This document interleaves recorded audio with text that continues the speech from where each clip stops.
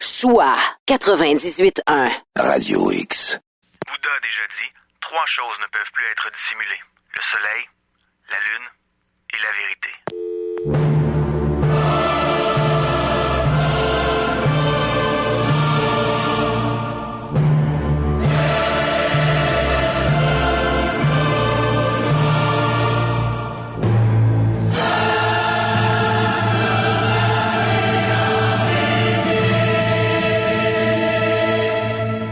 Cinq, 4, 3, 2, 1.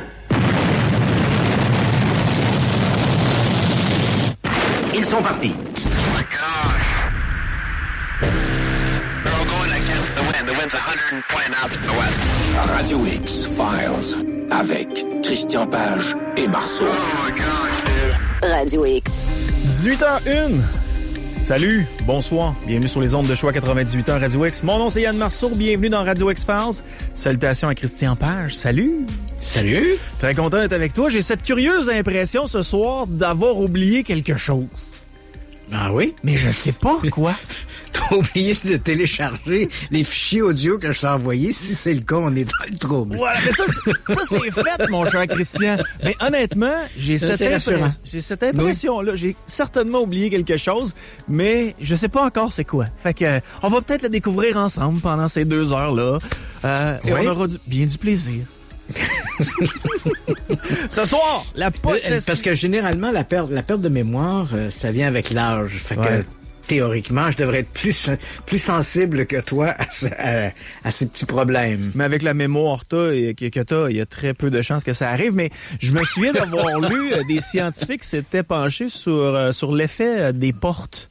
Quand on franchit des portes, il se peut quelquefois que quand on a une idée de départ, on franchit des portes et à un moment donné, cette idée-là part complètement. Est-ce que le fait de te retrouver dans un autre environnement, pouf, ça vient de partir. Et ce que les scientifiques disaient, c'est que c'était aussi simple pour retrouver la mémoire que de repartir de l'endroit où tu étais au départ puis de refaire le chemin.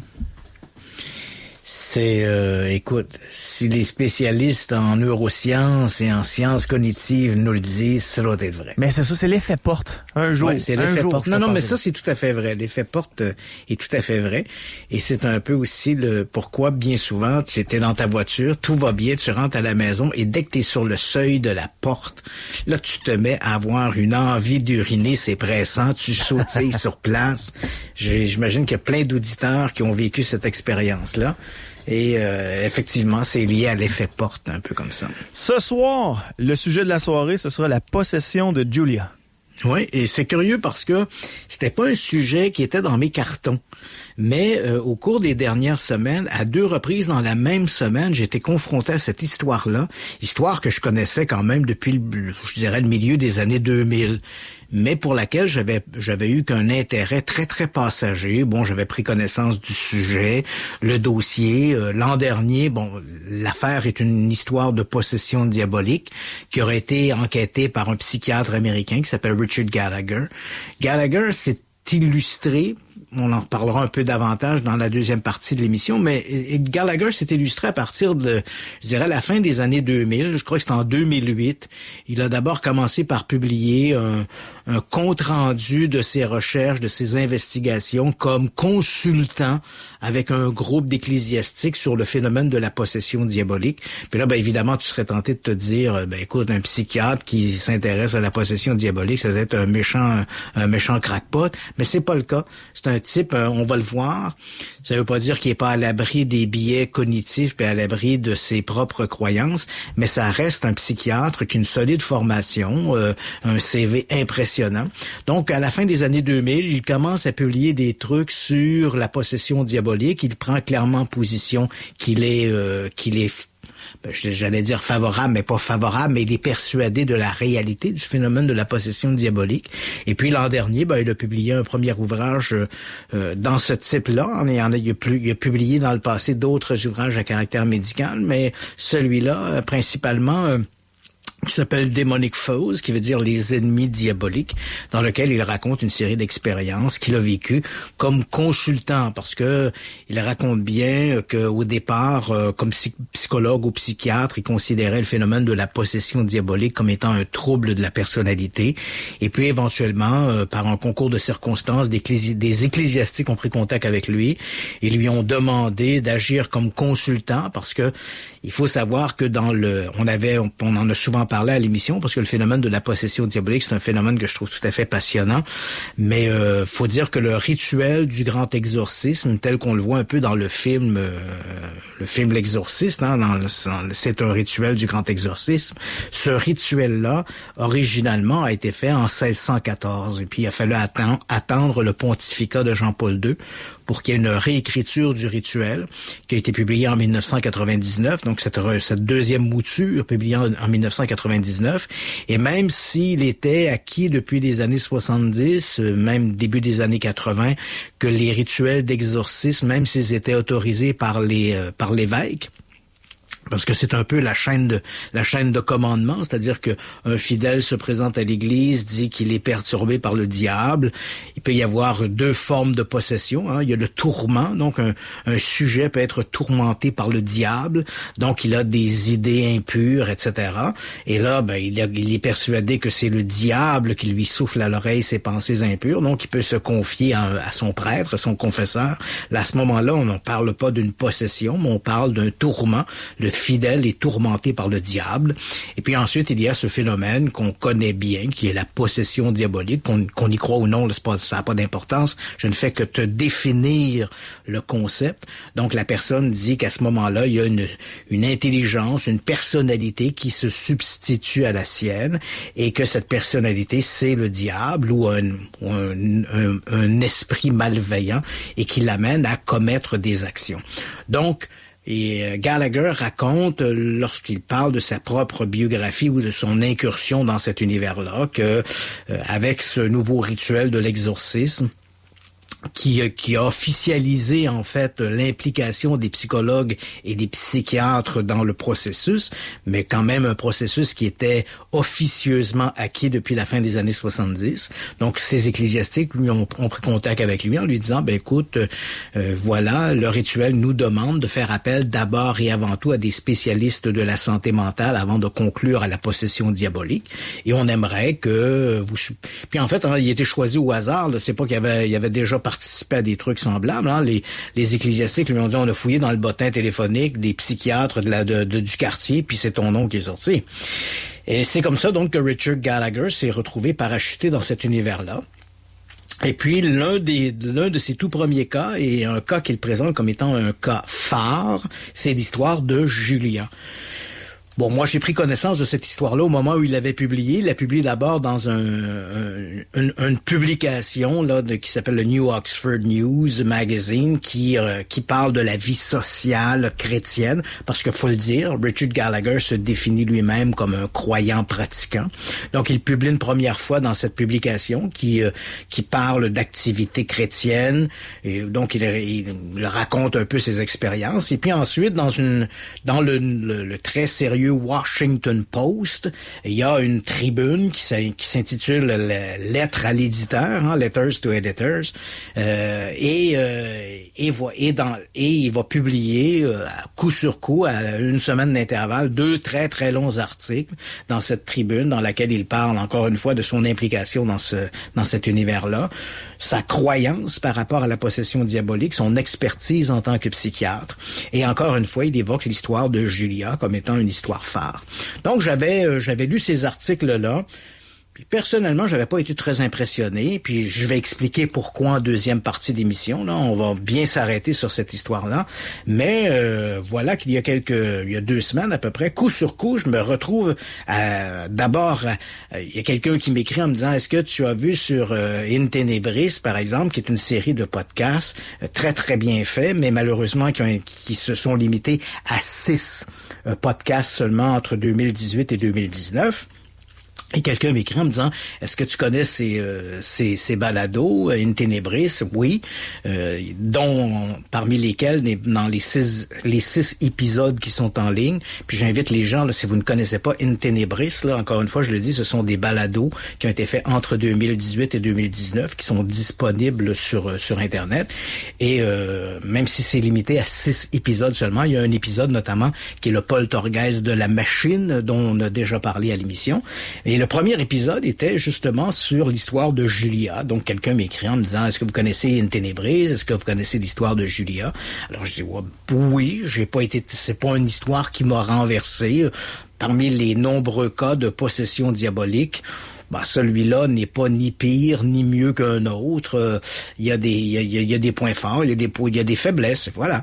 Et puis voilà que dans la même semaine, quelqu'un m'invite à aller voir un autre podcast sur un autre balado sur en fait c'est pas vraiment un balado, c'est une vidéo sur YouTube de la youtubeuse québécoise, je sais pas si tu connais, Victoria Charlton, qui est très très populaire, écoute, plus de 600 000 abonnés, ça n'en dit long. Et elle a mis en ligne donc des dizaines de vidéos.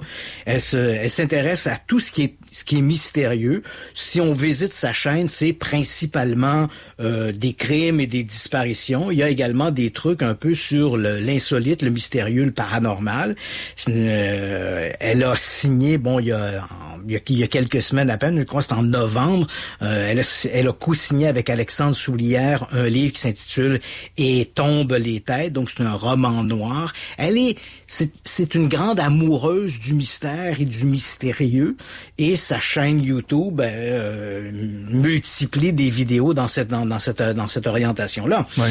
Et elle a fait donc une vidéo sur l'affaire de Julia qu'elle présente comme ça, et même quelqu'un m'a demandé de commenter, donc je me suis limité à quelques commentaires très très sommaires sur la vidéo qui en soi puis je le dis souvent, lorsque l'on parle des vidéos de Victoria Charlton, c'est informatif, c'est bien fait, c'est bien résumé. J'aurais tendance à dire divertissant, même si je sais qu'elle n'aime pas ce qualificatif de divertissant. Là, j'ai vu quelques entrevues qu'elle a données dans les médias, et elle aime pas trop quand on dit que ses vidéos sont divertissantes, parce que c'est pas l'objectif qu'elle vise. Elle vise d'abord et avant tout l'information qui est véhiculée dans la vidéo. Mais bon, elle présente ce vidéo de Julia, et puis bon, j'ai fait quelques commentaires, mais de me retrouver comme ça 2 fois dans la même semaine, mise devant le fait de cette histoire de Julia, j'ai dit visiblement c'est un truc qui intéresse beaucoup de gens, probablement à cause de la personnalité de Richard Gallagher, qui est le psychiatre derrière ces histoires-là.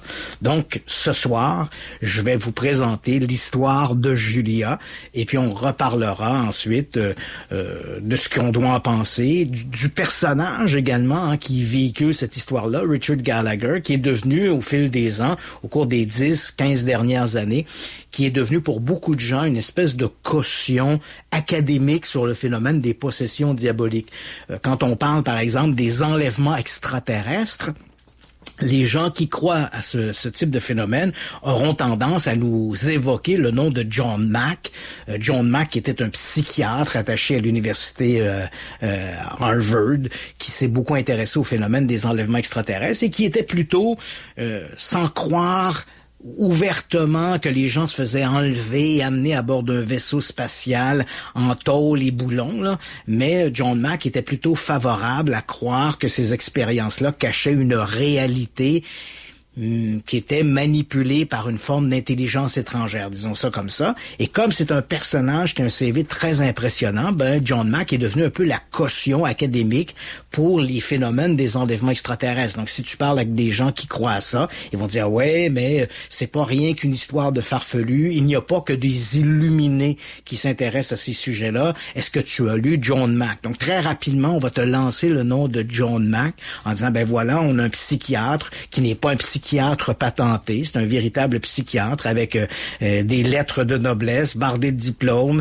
et qui effectivement était plutôt favorable à une espèce de réalité alternative lorsqu'il était question des enlèvements extraterrestres. Et on se retrouve exactement dans les mêmes eaux avec Richard Gallagher, mais cette fois dans le cas des phénomènes de possession diabolique. On est réellement dans un univers où la science côtoie la religion et où Richard Gallagher navigue sur cette frontière-là, c'est-à-dire c'est la frontière de la science parce qu'il est un psychiatre reconnu, mais c'est également la frontière de la religion parce que lui-même se définit comme un croyant, mais bien sûr l'univers de la possession diabolique est fondamentalement quelque chose qui appartient au monde de la religion. Donc on va essayer de décanter tout ça puis essayer d'avoir une vision plus objective du phénomène de la possession diabolique et à travers ce phénomène, ce cas particulier, cas étalon présenté par Richard Gallagher, qui est l'histoire de Julia. Dans l'actualité de la semaine, on revient avec le fameux syndrome de la Havane.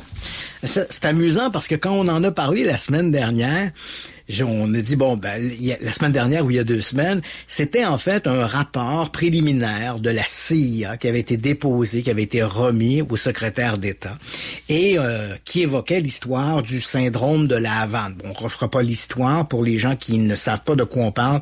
Disons sommairement que ce sont des mots qui ont été rapportés, pas des mots M-O-T-S, mais des mots M-A-U-X, des malaises qui ont été rapportés par des gens travaillant principalement à l'ambassade américaine à Cuba, à la Havane, en 2016. Donc c'est là que le phénomène commence. C'est pour ça qu'on appelle ça le syndrome de la Havane. Donc les employés de l'ambassade ont commencé à rapporter des troubles, des maux de tête, des nausées, des étourdissements. Souvent ces mots-là étaient consécutifs à l'audition d'une espèce de vibration dans l'air et ils ont commencé à être malades. Et quand je parle du personnel de l'ambassade américaine, il faut quand même ce ne sont pas exclusivement ce n'est pas exclusivement que le personnel de l'ambassade des États-Unis, mais également il y a des membres de l'ambassade canadienne aussi qui ont rapporté avoir souffert de ces troubles. Et au fil des années, ces mêmes troubles ont été rapportés par d'autres membres du personnel, que ce soit du personnel d'ambassade ou des délégations officielles des États-Unis ailleurs dans le monde, que ce soit par exemple en Chine, en Russie, en Australie, dans les pays de l'Europe de l'Est. Donc, des délégations américaines ou des membres de l'ambassade ont rapporté avoir souffert de ces maux. Dans certains cas, il y a eu un suivi médical. Je pense principalement à des médecins de l'Université de Pennsylvanie qui ont accueilli des gens qui avaient souffert de ces troubles et ils ont établi un diagnostic en disant, ces gens présentent des troubles et des lésions neurologiques qui sont assez proches de gens qui auraient vécu des commotions cérébrales. Donc, ce n'est pas un simple fantasme, mais les mots étaient bien réels et ils ont eu des conséquences bien réelles. Et voilà et là, on en revient à notre histoire d'il y a 2 semaines. Évidemment, ces histoires-là ont intéressé le département d'État américain qui s'est penché sur ces nombreux témoignages de gens qui disaient avoir souffert de ces maux. Et voilà que dans un rapport préliminaire, la CIA dit, en fait, c'est une fuite qui est arrivée dans les médias, qui nous a permis de savoir un peu ce que contenait ce document. Et ça disait que la CIA excluait a priori la possibilité d'une intervention malveillante par une autorité gouvernementale, donc sans la nommer, parce que bien sûr, lorsque ce phénomène du malaise ou du syndrome de la Havane a commencé à être évoqué dans les journaux, on a rapidement pointé du doigt la Chine, mais surtout la Russie, parce qu'on sait que la Russie a des intérêts à Cuba. Donc, on a rapidement pointé la Russie en disant c'est peut-être eux qui sont responsables de ça. Et là, évidemment, c'est la machine à rumeurs. On s'y met à parler, est-ce qu'il pourrait s'agir d'armes soniques, est-ce qu'il pourrait s'agir d'armes à micro-ondes. Bon, il y avait toutes sortes d'idées. On avait presque l'impression de relire Tintin et l'affaire Tournesol. Mais bon, le rapport que la CIA a remis au département d'État, c'est de dire, comme les phénomènes ont commencé en 2016, on est aujourd'hui en 2022, ça fait donc grosso modo 5 ans que ces phénomènes-là perdurent. On voit mal l'intérêt d'une nation étrangère, ennemie des États-Unis, s'engager dans un programme de longue haleine et tout ça pour donner des maux de tête à du personnel d'ambassade. Ça semble pas vraisemblable, d'autant plus que les conséquences politiques seraient trop grandes si on venait qu'à découvrir, par exemple, que depuis 5 ans, que la Chine bombarde les ambassades avec des armes à micro-ondes pulsées ou que la Russie le fait, ce serait un peu comme catastrophique et sur le plan diplomatique, ce serait les conséquences seraient énormes comparées aux résultats obtenus, d'autant plus qu'on peut se poser la question, quel est le résultat, quel est l'objectif de donner des maux de tête et des nausées au personnel d'ambassade. Donc, c'est un peu ce que contient le rapport, et la CIA ajoute que, à son avis, ce phénomène du syndrome de la Havane est probablement un phénomène d'hystérie collective, à savoir que probablement des gens à la Havane ont été incommodés, peut-être par des champignons dans les systèmes d'aération, peut-être par l'utilisation de pesticides ou d'insecticides dans l'environnement immédiat de l'ambassade. Et ces gens-là, donc, ont développé des allergies, ont développé des maux qui sont liés à l'environnement, qui ne sont pas donc une action volontaire et malveillante de qui que ce soit. Et à partir du moment où ils ont souffert de ces maux-là, qu'ils les ont évoqués, ils en ont parlé autour d'eux, il y a eu une espèce de phénomène d'entraînement, et là, plein d'autres personnes ailleurs, associées aux ambassades, principalement américaines, ont commencé à dire, ben voilà, moi aussi j'ai eu des maux de tête, moi aussi j'ai eu des étourdissements, et là ça a fait un peu boule de neige. Donc, c'est un peu le contenu du rapport qui a été déposé au département d'État par la CIA il y a 2 semaines. Et voilà que cette semaine, mercredi, un nouveau rapport est apparu, cette fois une publication tout à fait officielle.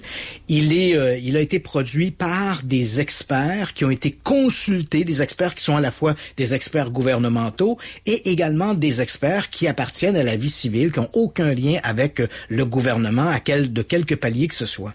Et ces experts, donc, ont été consultés par la CIA durant les dernières années, les derniers mois, pour qu'ils puissent rédiger leur fameux rapport. Et ces experts-là, eux, s'affichent, je dirais pas ouvertement contre les conclusions de la CIA, mais on voit qu'il y a quand même une dissonance entre les deux rapports. Dans un premier temps, les experts disent on ne peut pas pointer du doigt quelque autorité que ce soit étrangère, et sur ce point, ils rejoignent la position de la CIA. Ils voient mal comment une nation étrangère développerait un système pour rendre malade du personnel d'ambassade, et on ne voit pas non plus l'objectif de ça. Donc, sur ce point, ils rejoignent la CIA. Là où il y a une dichotomie entre les deux, c'est que eux disent c'est faux.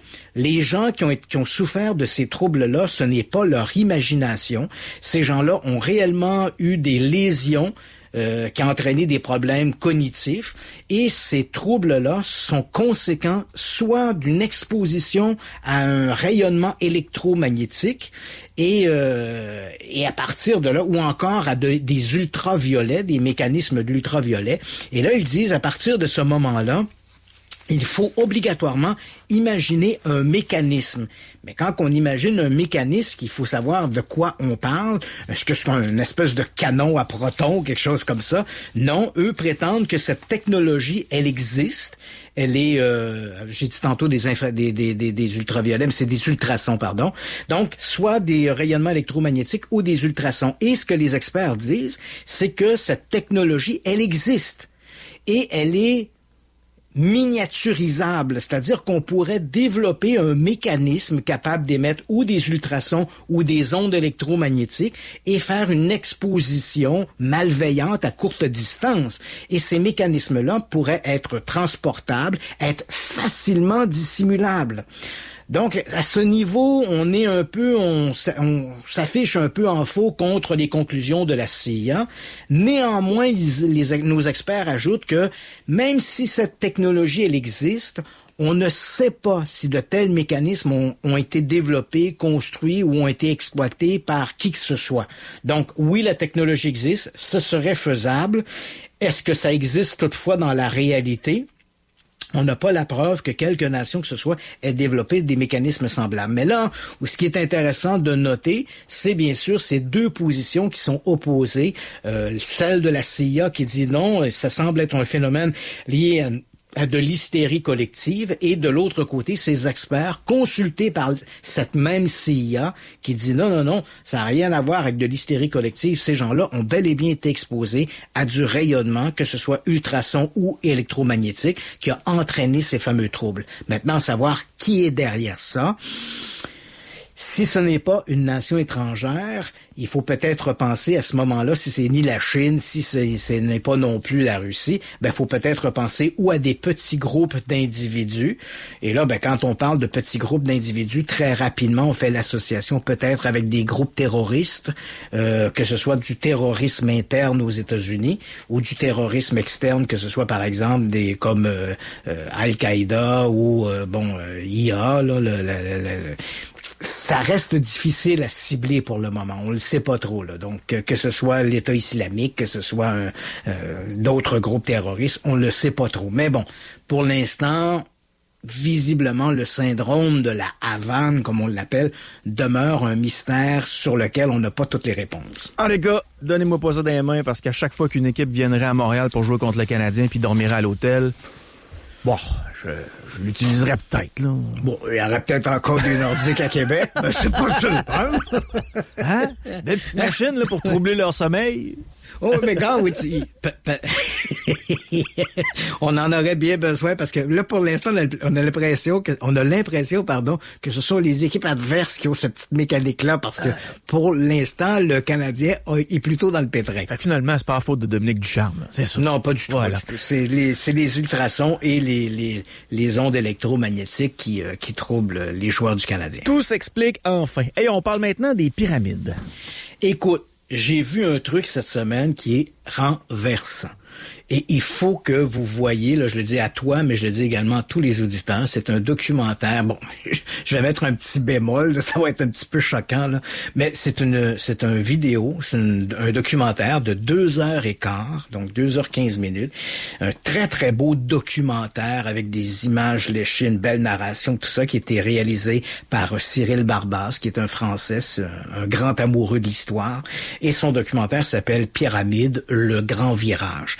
Et dans ce documentaire, il reprend tous les arguments qui ont été proposés au cours des dernières années que les archéologues ont jugé comme tout à fait ridicule. Puis c'est vrai que souvent les archéologues n'ont pas de temps à perdre. Rappelle-toi, à un moment donné, il y a 2 ans, il y avait 2 ou 3 ans, il y avait eu la sortie de ce documentaire qui s'appelait La révélation des pyramides, qui était une espèce de truc tout à fait horrible où on essayait de faire croire aux gens que les pyramides avaient été construites par une super civilisation qui connaissait plein de trucs, le nombre pi, etc., puis le nombre d'or, mais d'un ridicule qui ne servait qu'à exploiter l'ignorance des gens. On avait reçu sur l'émission Jean-Pierre Adam, qui est un architecte spécialisé dans les monuments anciens en France et qui est aussi archéologue. Et Jean-Pierre Adam, nous avait un peu expliqué quelles étaient les techniques utilisées par ces gens-là. D'autant plus que Jean-Pierre Adam apparaissait dans ce documentaire de la révélation des pyramides. Mais comme il l'avait dit, comme il nous l'avait si bien expliqué, on lui faisait dire, il avait parlé pendant 5 minutes, on avait haché littéralement son commentaire pour refaire un montage de 4 ou 5 mots qui donnait l'impression qu'il y avait un mystère alors qu'il n'y avait pas de mystère. Et tout ça était finalement de la manipulation. C'est un faux documentaire et de la manipulation de l'information. Puis je dis faux documentaire, c'est même pas un faux documentaire. C'est visiblement un documentaire qui ne sert qu'à exploiter l'ignorance des gens. Donc, on a voulu un peu répondre à tout ça. Qui a construit les pyramides? Comment ils ont transporté les blocs? Comment ils les ont taillés? Comment ils les ont assemblés? Comment tout ça a débuté? Parce que, évidemment, les Égyptiens l'histoire de l'Égypte antique ne débute pas avec 3 grandes pyramides construites sur le plateau de Gizeh. Il y a eu une évolution avant d'arriver là. Et donc, il y a tous ces éléments-là, et c'est ce qu'on retrouve dans ce document, Pyramide, le grand virage. Et on ne fait pas le procès des tenants des hypothèses extraterrestres sur civilisation passée, l'Atlantide et tout le reste, mais on les évoque, on présente leur discours et ensuite on va analyser ce qui est dit et on trouve des explications alternatives. C'est un très, très bon documentaire. On retrouve là-dedans Jean-Pierre Adam, qu'on avait reçu à l'émission il y a 2 ou 3 ans. Et on retrouve également Irna Osmanovic, qui tient un site Internet qui s'appelle le site d'Irna, où elle parle d'archéologie et d'histoire. Elle-même, elle est géomorphologue, puis elle administre ce site-là où on parle beaucoup d'archéologie. C'était d'ailleurs une belle surprise de la voir, Madame Osmanovic, parce qu'on la voit très rarement.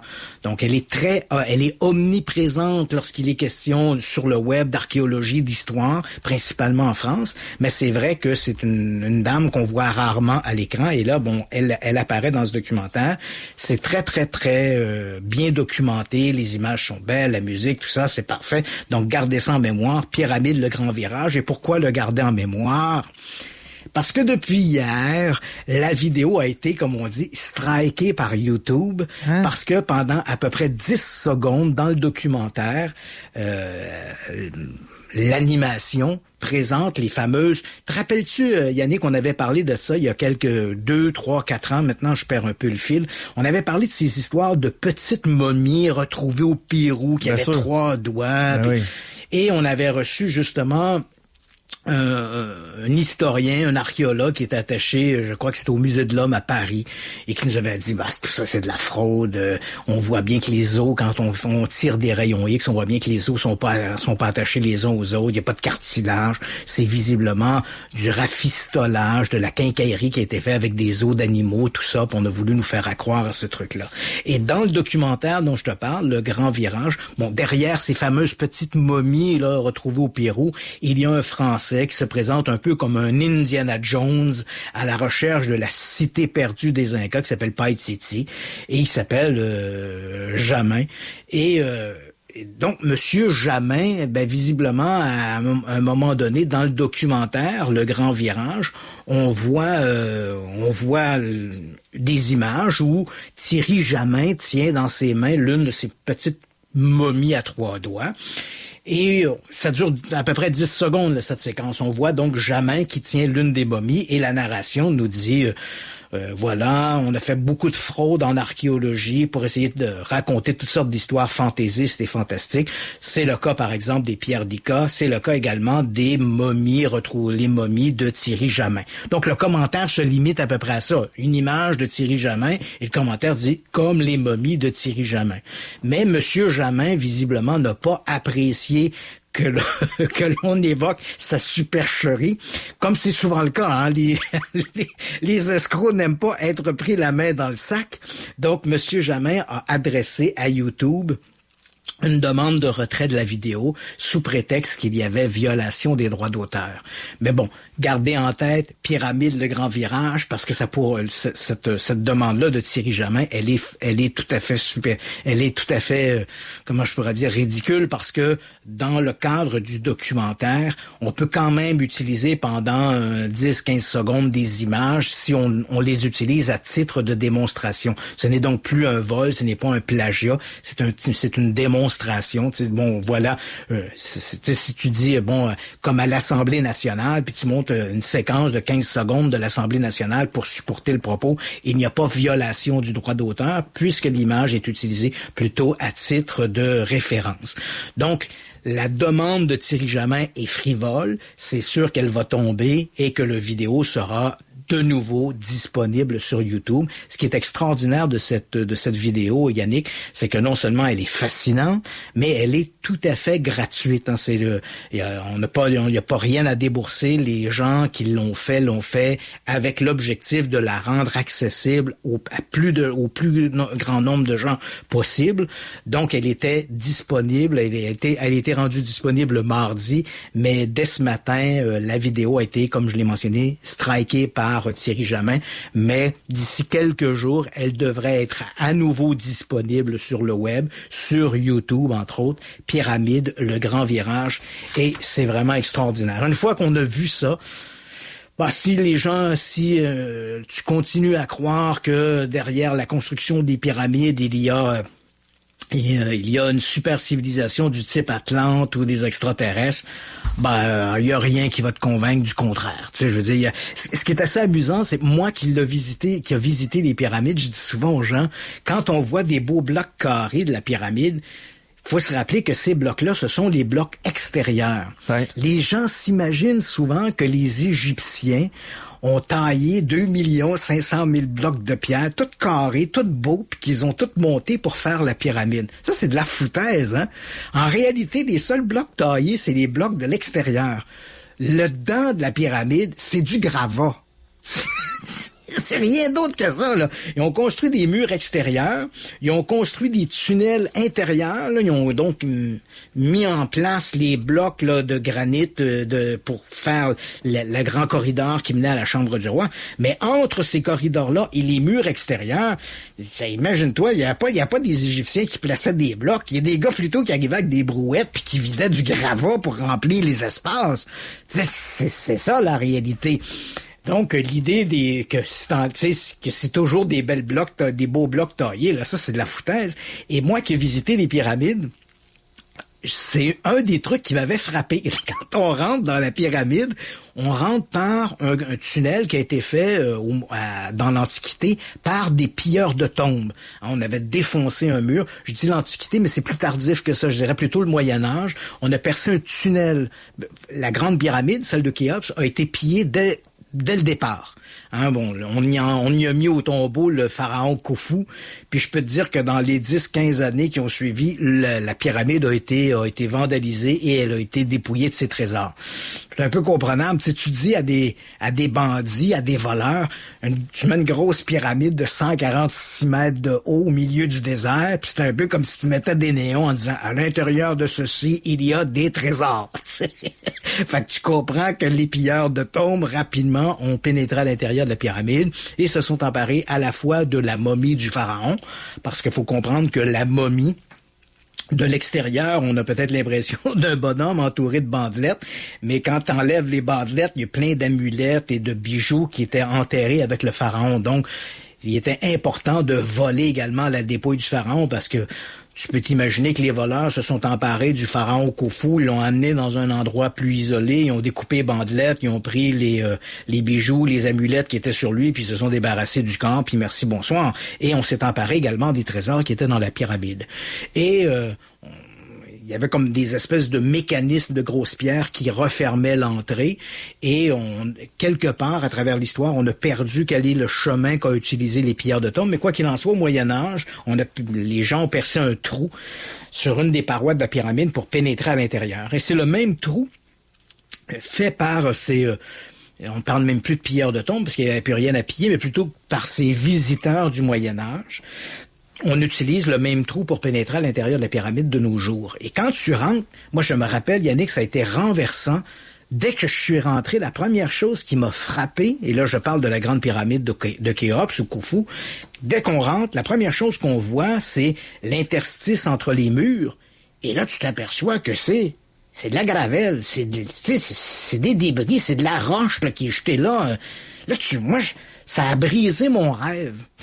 Tu comprends? Je rentre, moi je m'attendais à voir, même à l'intérieur, des beaux blocs bien placés, pas en tout. Tu vois l'intérieur des murs et c'est vraiment des gravats qu'on a jetés là-dedans pour remplir les espaces. Merci, bonsoir. Et je raconte ça à des amis, mais on voit jamais ces images-là. Moi, quand je raconte ça à des gens, on me regarde avec un air interrogateur. Je dis, ouais. Parce qu'on a toujours cette impression que tout l'intérieur de la pyramide est fait comme l'extérieur, de beaux blocs bien taillés. Mais pour la première fois dans ce documentaire-là, on le voit. Donc les gens reprennent exactement l'argument que je viens de dire. L'idée de se dire la pyramide n'aurait pas pu être construite par des humains parce que comment on aurait pu tailler 2 500 000 blocs de pierre puis les assembler. Ça, c'est de la foutaise. Il n'y a pas 2 500 000 blocs de pierre dans la pyramide. Ça, c'est un calcul qu'on a fait en considérant les blocs extérieurs. Tu comprends? On s'est dit, si sur la façade, il y a tant de blocs qui ont été pris, ben, pour combler tout l'intérieur de la pyramide, il faudrait, en faisant un calcul, arriver à 2 500 000 blocs de pierre.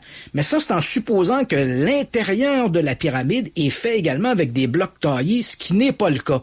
Donc, en réalité, la pyramide a peut-être sur sa face extérieure 150 000 blocs de pierre et le reste, c'est du gravat. Donc, faut oublier ça. Et d'ailleurs, Jean-Pierre Adam, dans ce documentaire-là, explique exactement ce que je suis en train de te dire. Et il dit lui-même, s'il avait fallu que les Égyptiens taillent les 2 500 000 blocs de pierre, tout pareil, il serait encore, là, la pyramide serait pas finie. Là, c'est pour ça qu'on donne toujours l'impression que c'est des trucs impossibles à faire, mais on change les données. Si tu dis aux gens 2 500 000 blocs de pierre, tous taillés par 2 mètres par 2 mètres, tu dis, tabarnouche, c'est du travail. Mais si tu dis qu'il y en a 150 000 puis le reste, c'est du gravat, là, c'est un peu moins impressionnant. Et on le voit bien là-dedans. Donc, on entre avec le cinéaste dans la pyramide et il s'arrête sur les entremurs et il nous montre bien le gravat qui était jeté là avec un peu de mortier pour tenir ça ensemble. Mais bon, il n'y a pas de blocs taillés à l'intérieur de la pyramide. Il y a les blocs taillés à l'extérieur et ensuite les gros blocs de granit qui ont servi à faire les corridors qui mènent jusqu'à la chambre du roi, la chambre de la reine et puis une chambre de décharge qui est placée en dessous de la pyramide et une autre chambre de décharge placée juste au-dessus de la chambre du roi. Mais tout le reste est, entre guillemets, vide, mais le vide est rempli par des gravats. Voilà. Christian, j'ai quelques décennies, là, et depuis plusieurs décennies, j'entends toujours la même chose. Ouais, mais là, ils savent pas encore comment ça a été bâti, ça, les pyramides, là. Mais non, ça a l'air qu'il y aurait eu de l'aide, là. Non, mais en réalité, il y a des que... ils ont pas... En fait, c'est assez amusant parce que on est ici, on pourrait faire une série d'émissions uniquement sur les mécanismes cognitifs, hein, les gens qui vivent dans l'univers du paranormal. Et j'ai été confronté à ça. Moi, ça fait 45 ans que je suis confronté à ça. Ces gens-là vivent, et là, je ne parle que des purs et durs, hein. Il y a les gens de l'extérieur qui nous écoutent. J'ose espérer que la majorité des auditeurs de Radio X sont de cet acabit. Donc, ils écoutent, puis ils sont réceptifs aux informations et font le tri sont capables de juger eux-mêmes ce qui est vraisemblable, pas vraisemblable. Mais t'as une espèce de noyau dur dans l'univers du paranormal qui sont imperméables à toute explication. Donc, et on en a parlé, je pense, c'était la semaine dernière ou il y a 2 semaines, lorsqu'on parlait du monstre du Loch Ness. T'arrives avec une explication, tu dis non, comment on a construit les pyramides, on le sait. Et ça fait de nombreuses années, des décennies qu'on sait comment ils s'y sont pris. On sait d'où ils prenaient les blocs, on sait comment ils les ont transportés à la pyramide. On a même trouvé des parchemins qui ont été... On l'appelle le parchemin de Mérer. Mérer était une espèce de comptable pour le pharaon Khufu. On a retrouvé donc son parchemin dans lequel il dit « Bon, je suis allé acheter 8 blocs. Les blocs ont été mis sur le bateau puis ont été amenés jusqu'à Gizeh. Puis ça coûtait tant du bloc. Puis donc, on sait tout ça, là. Il y a pas de grand mystère là-dedans. Et dans le cas des pyramides, même si autour des pyramides, les 3 grandes pyramides de Gizeh, là, qui sont composées de la pyramide de Khufu, ou Khéops, si tu préfères, son fils Képhren juste à côté, et le petit-fils, fils de Képhren, mais petit-fils de Khéops, qui est la pyramide de Mykérinos. Donc ça, c'est les 3 grandes pyramides du plateau de Gizeh. Mais il faut savoir qu'il y a à peu près une centaine de pyramides en Égypte. Et donc, la pyramide à degrés de Saqqara, la pyramide rhomboïdale, la pyramide rouge, qui est d'ailleurs la première pyramide à face lisse qui avait été construite par Snéfrou, qui était le père du pharaon Khéops. Donc, on a plein de pyramides. Et dans le cas des autres pyramides, certaines ont été il y en a quelques-unes qui sont inachevées. Et on a les rampes aux côtés. Donc, on voit qu'ils construisaient des rampes puis montaient les blocs par des rampes. Parce qu'on les a, ces rampes-là. On a des pyramides inachevées où on a encore les rampes autour. On a encore des rampes également qui sortent des carrières, qui montrent bien qu'on utilisait les rampes pour sortir les blocs. On a trouvé, si on visite le musée du Caire, on a aussi les traîneaux de bois sur lesquels on plaçait les blocs pour les tirer. Donc, tout ça est connu. Il n'y a pas de mystère là-dedans. Mais même si tu dis ça à un pur et dur, il va te regarder, il va dire « Et il va se revirer de bord, il va dire à son voisin, les pyramides, ça c'est un grand mystère, on ne sait pas comment ça a été construit. » Ces gens-là sont imperméables. Et c'est étonnant, tu te dis, mais voyons, je viens de te dire comment c'était construit, c'est des trucs que tu peux toi-même vérifier, on a les outils, on a les traîneaux, on a des pyramides avec des rampes autour, on sait tout ça, là. En fait, le grand problème des pyramides, si tu poses la question à un archéologue, et je me rappelle que Jean-Pierre Adam l'avait évoqué, le problème des grandes pyramides, c'est l'administration du chantier. C'est pas de savoir comment on coupe les blocs, c'est pas de savoir comment on les amène, puis on les monte, puis on construit la pyramide. C'est comment on arrive à gérer 100 000 ouvriers qui vont travailler à la construction de la pyramide. Tu vois, c'est un gros problème parce qu'il fallait construire des quartiers pour les ouvriers. On sait que les ouvriers n'étaient pas des esclaves. Là. Oublions Moïse là et les 10 commandements avec le fouet puis les gars qui tirent le bloc. Là. C'était pas comme ça que ça se passait. C'était des ouvriers et il y avait là-dedans des ouvriers spécialisés, notamment dans la taille des pierres, dans la sculpture et autres, la façon dont on polissait les pierres. Donc, il y avait vraiment des ouvriers spécialisés. Il y avait les autres ouvriers qu'on pourrait qualifier de les journaliers qui travaillaient la construction de la pyramide. C'était un grand projet collectif de société. On construisait la pyramide pour le pharaon et ces gens-là, donc, travaillaient une partie de l'année au champ pour leur famille, tout ça. Et une autre partie de l'année, ils travaillaient au chantier de la pyramide. Donc, on avait des équipes qui se relayaient. Et quand ils travaillaient au chantier de la pyramide, ils étaient logés, ils étaient nourris. Et dans le cas des ouvriers spécialisés, ils étaient même payés pour le travail qu'ils faisaient. Donc, c'est l'administration de ça qui, aujourd'hui, on se dit, wow, c'était quand même incroyable. Il devait y avoir des registres. C'était un chantier monumental. Mais l'idée de mettre les blocs les uns sur les autres, construire la pyramide, ça, je veux dire, ça pose pas un gros problème. On pourrait refaire ça demain matin, là. Mais bon, parce que il y a aussi l'autre grande question que les gens ont tendance à omettre lorsque l'on parle de la construction des pyramides.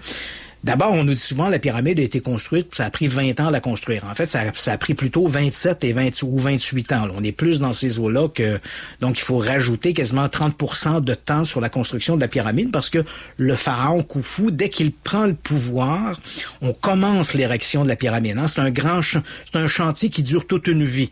Donc, le pharaon a régné, grosso modo, les archéologues, là, il y a une divergence sur quelques semaines, mais c'est entre 27 et 28 ans. Donc, le projet de la construction de la Grande Pyramide a duré 27 ou 28 ans. Et au moment où cette construction-là se fait, ben, évidemment, le pharaon regroupe les ouvriers pour la construction du chantier. Donc, sur une période de 28 ans, on a amplement le temps de reconstruire un monument comme celui-là. Et il faut retenir qu'au moment où on construit le bâtiment, contrairement à aujourd'hui, parce qu'aujourd'hui, on a toujours on a des préoccupations financières et des préoccupations temporelles. Si on décide, par exemple, je vais pas retourner le couteau dans la plaie, mais si on décidait de construire un 3e lien à Québec, c'est tout le temps qu'on avait. Un pont, un métro ou n'importe quoi. On repeinturait un pont de Québec, mettons. Ouais, c'est ça. Donc, on aurait ces préoccupations. Hein. Ça va prendre combien de temps de construire et ça va coûter combien? Donc ça, ce sont deux éléments auxquels on devrait être confronté. Et c'est comme ça dans la société occidentale, depuis l'industrialisation, en fait même depuis la Renaissance. Hein, on a des grands chantiers, mais les chantiers coûtent quelque chose et ils sont généralement soumis à une période de temps pour la construction. Dans le cas du pharaon, on n'a pas ça. Ça n'a pas d'importance le temps que ça va prendre. L'important, c'est que ce soit terminé avant la mort du pharaon. Et comme personne ne sait combien de temps le pharaon va vivre, alors on n'est pas préoccupé par son travail à notre rythme, en espérant que le monument sera terminé à la mort du pharaon. Mais comme on ne sait pas d'avance combien de temps il va durer, évidemment, la construction n'est pas soumise à un échéancier particulier. Et ensuite, comme c'est un projet du pharaon, il n'y a pas non plus un budget qui est accolé à ça. Le pharaon dit, je veux qu'on me construise une pyramide. Il va engager les moyens nécessaires pour que la construction se fasse. Il n'y a pas un comptable en bout de ligne qui va dire, oh, on a pété le budget, là. Non. Bien sûr, on tient compte des blocs, on tient compte du coût, de la main-d'œuvre, de la présence des ouvriers qui sont là. Il y a un exercice comptable qui se fait, mais il n'y a pas un comptable qui va aller voir le pharaon. J'essaie d'imaginer l'homéraire qui s'en va voir Khufu en disant, écoute, on va couper un peu dans la pyramide parce qu'on a pété le budget. Ça n'existe pas, ça. Ça a jamais existé. Donc, on a tendance à oublier qu'à l'époque de ces grandes constructions qui ont marqué l'Antiquité, elles étaient généralement des œuvres qui étaient engagées par la société et il n'y avait pas de temps ni de budget qui était accolé à ça. Donc, bref, tout ça pour te dire, ce documentaire Pyramide, le grand virage, c'est extraordinaire. On nous fait visiter des lieux qu'on voit très rarement dans les dans des documentaires sur la pyramide. Donc, on voit les passages, on voit justement ces pierres de remblai qu'on a utilisées à l'intérieur, on voit les mortiers utilisés. On voit également que les Égyptiens, c'était pas toujours parfait, hein. On voit plein d'erreurs qu'ils ont commis, puis là, ils ont essayé de boucher le trou. Pour des ouvriers, c'est correct, mais pour des extraterrestres, ça serait moins bon. C'est ce qu'on nous montre. En fait, ce qu'on voit bien dans ce documentaire-là, c'est on voit bien l'empreinte humaine derrière cette construction qui est tout à fait fantastique. Moi, je dois te dire, Yannick, la première fois que je me suis retrouvé au pied de la Grande Pyramide, j'étais, passe-moi l'expression, je vais pas être vulgaire, là, mais j'étais sur le cul. Écoute, tu regardes ça, c'est gros comme une montagne. C'est une montagne construite de main d'homme. C'est renversant comme monument, là. Mais bon, bien sûr, quand tu commences à longer la base de la pyramide, ben, tu commences à voir quelques petits détails. Moi, faut dire que je n'ai jamais cru que la pyramide avait été construite par des extraterrestres ou par une super civilisation. Donc, évidemment, en faisant le tour de la pyramide, je voyais plein de pierres qui étaient mal placées, sur lesquelles on avait mis un peu de mortier pour essayer de cacher une erreur. Donc, on voit ça, c'est assez évident, ça saute aux yeux. Il y a même des pierres à la base qui sont même pas finies d'être taillées, hein. Visiblement, quand on a fini les pierres de parement à la base, le pharaon, à ce moment-là, était mort ou il était sur son lit de mort. On a fait ça à la va-vite, là. Tu sais, là, je veux dire, on a comme coupé les coins ronds, puis merci, bonsoir, ça va être parfait. Donc, encore une fois, ce qu'on découvre là-dedans, c'est l'empreinte humaine, pas l'empreinte d'une super civilisation, ni des extraterrestres. Donc, pour l'instant, je le répète, le vidéo a été striké par Thierry Jamin, qui n'a pas aimé qu'on le dénonce avec ses pièces, ses petites momies à 3 doigts découvertes au Pérou, en fait découvertes à Nazca au Pérou. Ouais. Mais d'ici quelques jours, le vidéo sera sûrement encore se retrouvera disponible sur Internet, sur YouTube, et j'invite tous nos auditeurs à regarder ça. C'est vraiment très très bien, c'est renversant. On écoute ensemble d'ailleurs la bande-annonce. Les pyramides d'Égypte. Elles surprennent, interrogent et fascinent ceux qui les découvrent. Mais elles font aussi l'objet de nombreux fantasmes. Depuis des siècles, de nombreux chercheurs tentent de démontrer que les pyramides d'Égypte et d'anciennes civilisations disparues possèdent un secret que les archéologues ne peuvent percevoir. Certains prétendent qu'il existe de nombreuses preuves d'une civilisation avancée qui aurait disparu, que seule la Grande Pyramide peut révéler. Mais qu'en est-il réellement ? Ces témoignages apportent-ils un complément à la recherche scientifique ? Ou au contraire, profitent-ils de la méconnaissance de ceux qui découvrent cette Égypte antique ? Comme nous allons le voir, ces enquêteurs, dont certains autoproclamés chercheurs, n'hésitent pas à exclure toutes les découvertes qui ne vont pas dans leur sens et à user d'illusions pour convaincre et persuader ceux qui les écoutent. Néanmoins, dès lors que l'on étudie sérieusement ces théories, que reste-t-il vraiment du mystère des pyramides et d'autres créations de ces civilisations disparues ?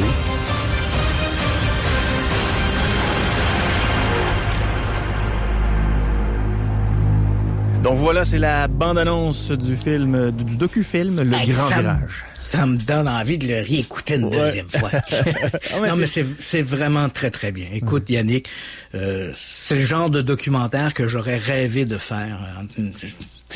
Dans toutes les séries que j'ai fait, j'ai souvent essayé de mettre en parallèle les affirmations un peu fantaisistes de gens qui croient à toutes sortes d'éléments, les fantômes, les extraterrestres, tout ça. Puis je dis pas que tout est faux, mais il y a plein de trucs là-dedans qui tiennent pas la route.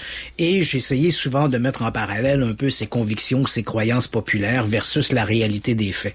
Et si on m'avait demandé de faire un documentaire sur les pyramides et en particulier la Grande Pyramide, ben ce documentaire, Le Grand Virage, c'est exactement le documentaire que j'aurais rêvé de faire. On parle maintenant du projet Neuralink qui inquiète. Écoute, tu sais, quand on parle des théories du complot, l'une des théories du complot, c'est de dire, et en particulier pour les cas les vaccins, on dit, ah ouais, il y a peut-être là-dedans des trucs, une micropuce pour essayer de nous contrôler, bon. Ça relève de la théorie du complot et nous ne ferons pas une autopsie de cette théorie du complot.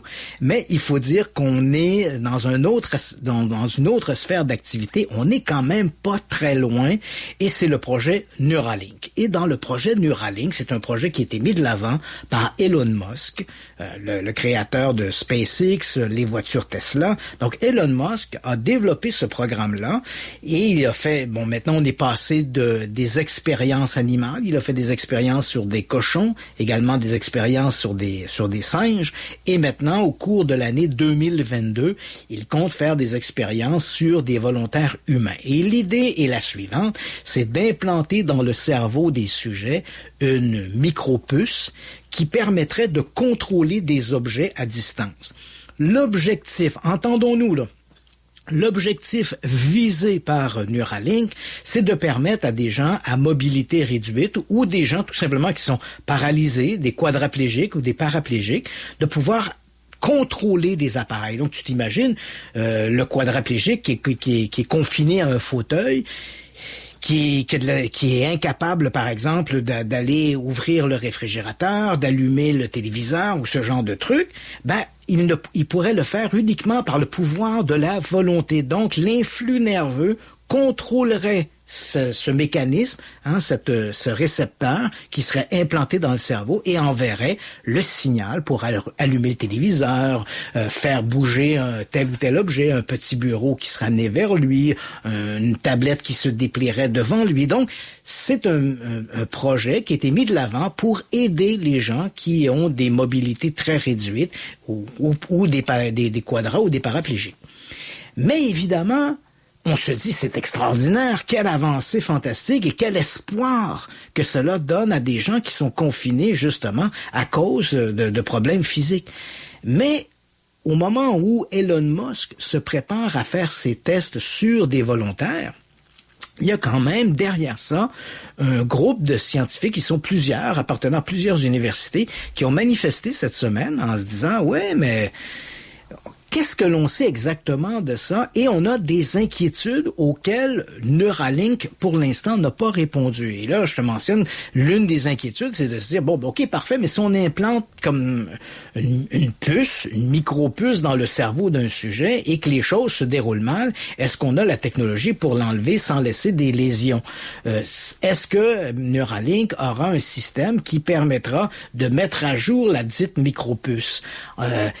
Et si la micropuce est défectueuse et qu'on retire la micropuce, qu'est-ce qu'on va faire avec l'information qui aurait pu être enregistrée dans la micropuce? Écoute, t'as ça planté dans le cerveau, ça doit recevoir de l'information qui est de tes influx nerveux. Est-ce qu'il y a de l'information qui pourrait être stockée sur la micropuce, qui pourrait être utilisée à mauvais escient? Ici, on étend ce programme-là. Est-ce qu'on peut craindre que des micropuces semblables soient utilisées à des fins militaires ou à des fins terroristes? Donc, ces préoccupations-là, elles sont bien réelles. Et une autre des grandes préoccupations, c'est, pour le moment, même si on nous fait miroiter que c'est extraordinaire pour les gens qui souffrent d'une mobilité, qui sont réduits à une mobilité très réduite, ça reste un marché qui est relativement petit. Donc, commercialement parlant, est-ce que c'est rentable d'imaginer un système comme celui-là? Qu'est-ce qui nous dit que demain ou après-demain, on voudra pas implanter des puces semblables pour que tu puisses conduire ta voiture Tesla, par exemple, que tu puisses faire d'autres, que tu sois dans la maison chez toi, que ta maison devienne non seulement une maison intelligente, mais une maison directement liée à ton cerveau. T'es chez toi, puis tu dis, tu réfléchis, tu penses, allume les lumières. Donc, au lieu de t'adresser à ton petit Google robot, ouais. Tu te dis comme ça, allume les lumières, hop, les lumières s'allument. Le frigidaire pourrait venir me porter une bière. Voilà, donc, et là, on entre presque dans un roman de science-fiction qui sont les cyborgs. Les cyborgs, ce sont ces êtres mi-humains, mi-machines. Donc là, à partir du moment où tu as une micropuce installée dans le cerveau qui te permet de contrôler des choses dans l'environnement, si c'est fait dans un cadre entre guillemets thérapeutique pour venir en aide à des gens en mobilité réduite, c'est tout à fait louable. Mais à partir du moment où ça devient un grand projet commercial, on pourrait se poser comme question, et c'est la question que se posent les scientifiques, est-ce qu'on fait pas miroiter ce projet-là d'une façon très humanitaire et qu'on n'utilise pas quelque part les gens à mobilité réduite comme des cobayes pour une version, disons, bêta du programme, alors qu'on va peut-être en développer une nouvelle version plus tardive pour monsieur et madame tout le monde. Et les gens qui auront été utilisés comme cobayes auront été ces gens à mobilité réduite qu'on a utilisés en leur faisant croire que tout ça viendrait les aider dans leur vie au quotidien. Donc, il y a toutes sortes de préoccupations éthiques qui sont posées. Et pour l'instant, bien sûr, Neuralink n'a pas les réponses. Mais c'est vrai qu'on est aux limites de la science-fiction et on peut comprendre que ces préoccupations bioéthiques ou simplement éthiques soulevées par les scientifiques est tout à fait valable. Après la pause, on parle de la possession de Julia. Oui. Radio X Files. Radio X. Jeff Fillion. Tout est permis avec le monde ordinaire maintenant. Les qualificatifs de schnout, le manque de respect, on les traite de tous les noms. Ils sont aidés en plus par les journalistes qui se demandent pourquoi les gens ont de la misère avec eux autres en passant. Cacher ce peuple que je ne saurais voir. C'est ça. Jeff Fillion. Lundi au vendredi, 11h30. Radio X. Présenté par Banlieue Ford, un gros troupeau de nouveaux Bronco 2022 convertibles s'approche de Banlieue Ford, les pros de Saint-Apo. Commandez le vôtre maintenant pour le chevaucher dès les premières chaleurs du printemps. Victime d'un accident? Slogar mettra tout en œuvre pour vous aider à récupérer 100% de votre dû auprès de la SAAQ, de la CNESST ou de votre assureur privé. Slogar, récupéré à 100%. Visitez slogar.ca. Première rencontre, 100% gratuite. Mettez du soleil dans votre assiette avec les viandes fumées de chez Biceps Barbecue. Brisket, bacon, ribs, ailes de poulet ou short ribs sous vide et prêt à réchauffer en quelques minutes. Trouvez tout ce qu'il vous faut parmi nos recettes inspirées de la culture barbecue du sud des États-Unis, préparées avec des produits frais et locaux. Découvrez aussi nos authentiques mélanges d'épices offerts sur place et plusieurs autres idées pour pimenter vos repas, dont notre fameuse sauce piquante. Chez Biceps Barbecue, 5151 Boulevard Henri Bourassa, chez bicepsbarbecue.com. Entrepreneur en construction de la Rive-Sud de Québec, l'APCHQ a un nouveau point de service à Lévis pour vous. Services techniques, formation, cautionnement, accompagnement et plus. Bienvenue aux membres APCHQ au 1200 boulevard Guillaume Couture. Capsule. Radio X. Radio X supporte ses partenaires. Pour bien débuter l'année, rendez-vous chez PFK Montmagny, Sainte-Marie et Donnacona. Savourez nos délicieux produits PFK. Nous avons aussi des emplois disponibles. Salaire plus que compétitif. Opportunité d'avancement, temps plein ou temps partiel. Envoyez votre CV à PFK Sainte-Marie à commercialvideotron.ca. Commence l'année bien au chaud avec la remise météo d'Enviro Confort. Plus tu réserves tôt ton système de chauffage ou ta thermopompe, plus tu économises. 10% en février, 5% en mars. Ajoute ça à une subvention gouvernementale pouvant aller jusqu'à 6 275 $. Les conditions s'appliquent. Détails au enviroconfort.com.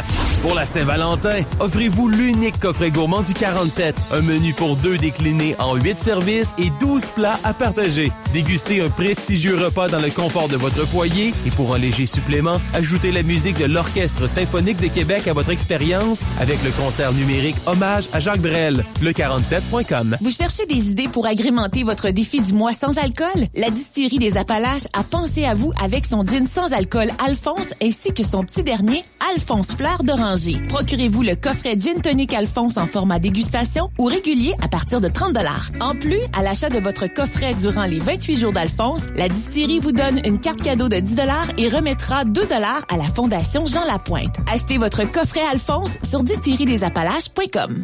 Maison Adam.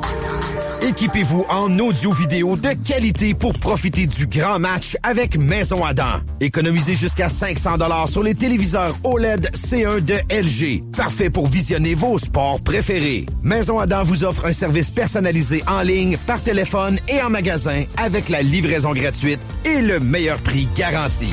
Maison Adam.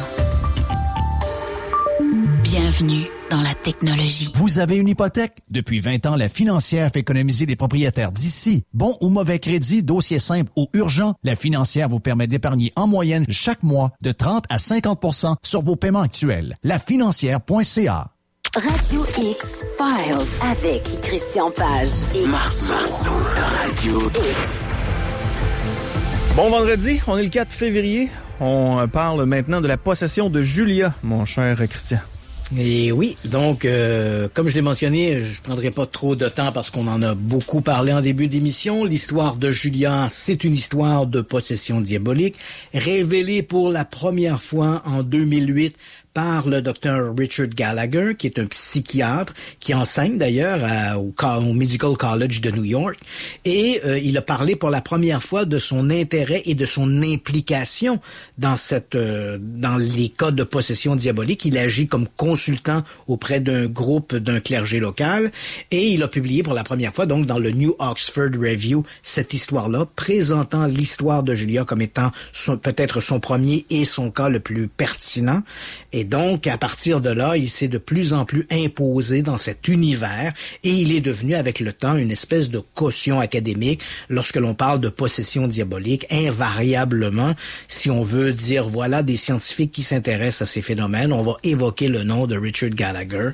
Donc, voici sans plus tarder l'histoire de Julia et ensuite, on fera l'autopsie de Julia.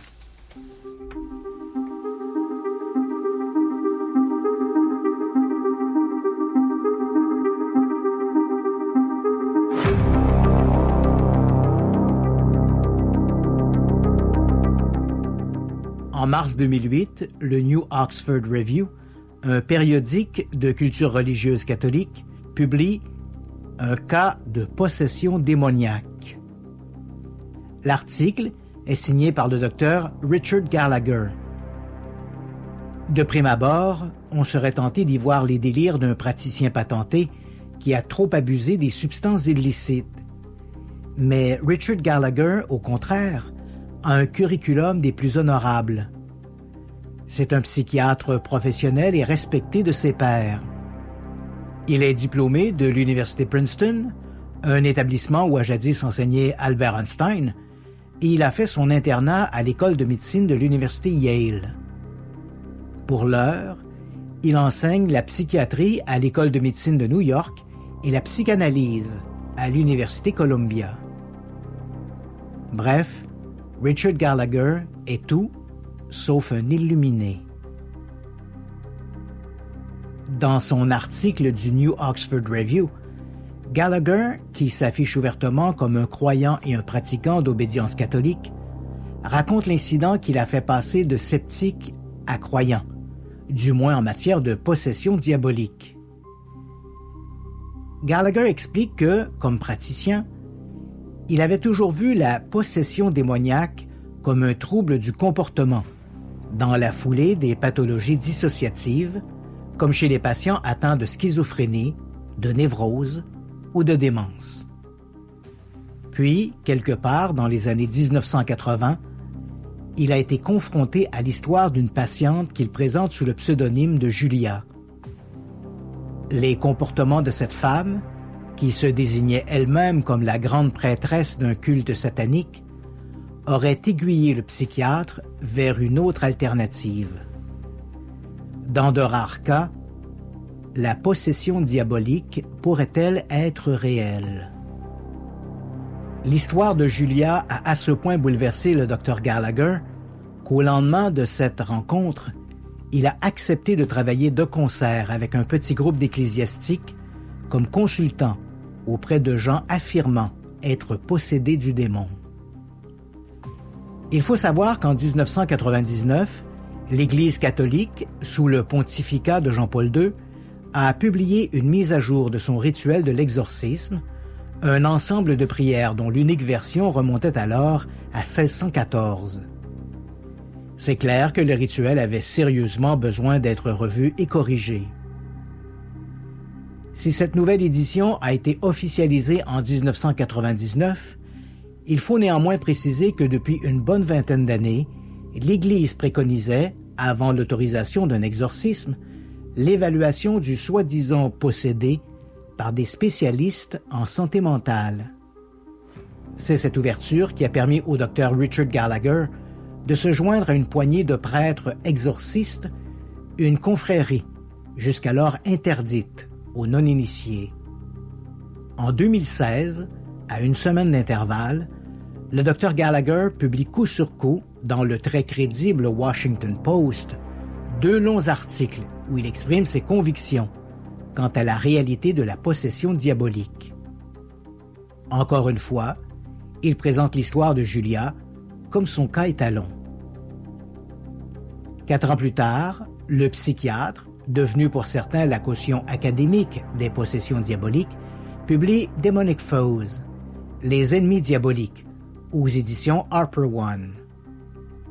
Il s'agit en quelque sorte de son journal comme conseiller en possession démoniaque. Le cas de Julia y est rapporté comme l'une des expériences phares. Voici, dans ses propres mots, l'étrange histoire de Julia telle que vue et perçue par le docteur Richard Gallagher.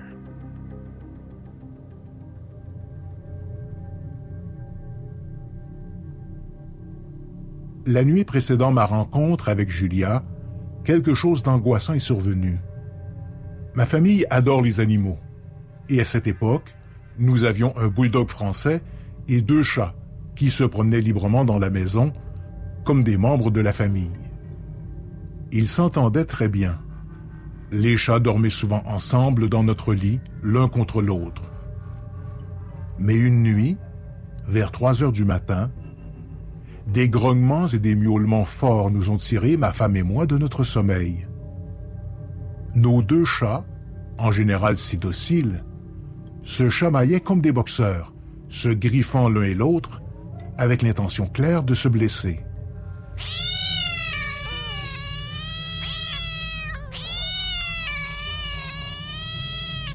Ma femme s'est saisie de la femelle et moi du mâle. Nous les avons séparés en les enfermant dans des pièces différentes, même s'ils continuaient à cracher.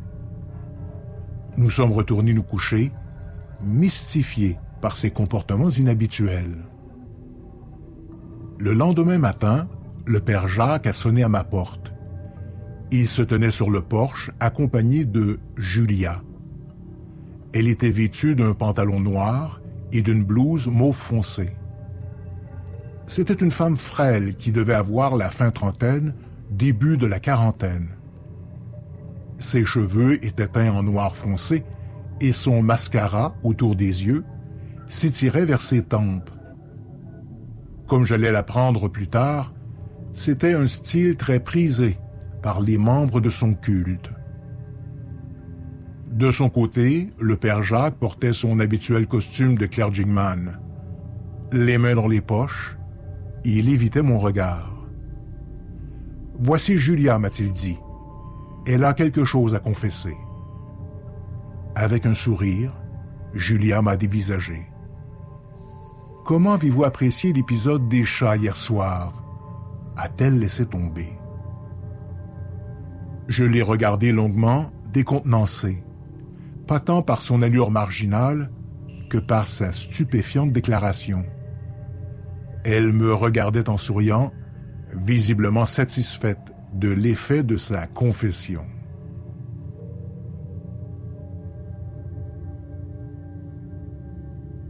Julia est une femme de race blanche, d'âge moyen, financièrement indépendante, vivant aux États-Unis. De sa propre initiative, elle a d'abord approché son clergé local. Un prêtre l'a rapidement référé à un confrère exorciste. Dès le départ, elle était convaincue d'être la cible, voire la victime d'un démon ou de Satan en personne. Au cours de son évaluation, longue et approfondie, elle a finalement été vue par le psychiatre d'un conseil universitaire certifié, à qui on avait demandé de donner un avis médical et psychiatrique. Julia a révélé une longue et troublante histoire de participation à des groupes sataniques, un antécédent historique évident à son état et tributaire de ses capacités que je qualifierais de paranormales. J'y reviendrai. Bien qu'ayant reçu une éducation catholique, elle n'a plus pratiqué sa foi. Mais, avec une ambivalence considérable, elle a déclaré qu'elle pourrait avoir besoin du rite catholique de l'exorcisme. Julia n'était pas le genre typique de personne qui importune fréquemment l'Église pour demander de l'aide. Elle était clairement une femme ayant un besoin pressant d'une intervention psychiatrique ou médicale. Elle n'était d'aucune façon psychotique. Durant nos rencontres, elle a toujours été logique, intelligente et même très attachante parfois, malgré son trouble évident. Périodiquement, en notre présence, Julia entrait dans un état de transe d'une nature récurrente. Les personnes mentalement perturbées dissocient souvent, mais les transes de Julia étaient accompagnées par un phénomène inhabituel. De sa bouche sortaient diverses menaces, injures, et elle tenait un langage scatologique.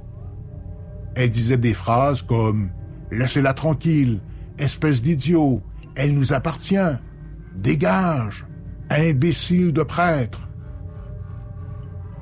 Le ton de cette voix différait nettement de celui de Julia, et il variait. Parfois la voix était gutturale et vaguement masculine, et à d'autres moments très aiguë. La plupart de ses commentaires, lors de ses transes ou durant les exorcismes subséquents, affichaient un mépris marqué pour tout ce qui était religieux ou sacré. Lorsque Julia sortait de ses transes, elle disait ne pas se souvenir de ses remarques ou d'avoir dit quoi que ce soit. Un psychiatre expérimenté serait sans doute enclin à conclure que nous étions devant une personnalité dissociée ou, plus spécifiquement, d'une malade souffrant d'un trouble dissociatif de l'identité. Mais cette hypothèse a vite été écartée à cause des autres phénomènes qui accompagnaient les troubles de Julia, des phénomènes particuliers, bien que de façon évidente, reliés à elle. En raison de la complexité de ce cas, nous avons réuni une équipe pour nous aider. Ce groupe comprenait plusieurs personnes qualifiées en santé mentale, au moins 4 prêtres catholiques, un diacre et sa femme, 2 religieuses, toutes les 2 infirmières, dont l'une en psychiatrie, et plusieurs volontaires laïcs.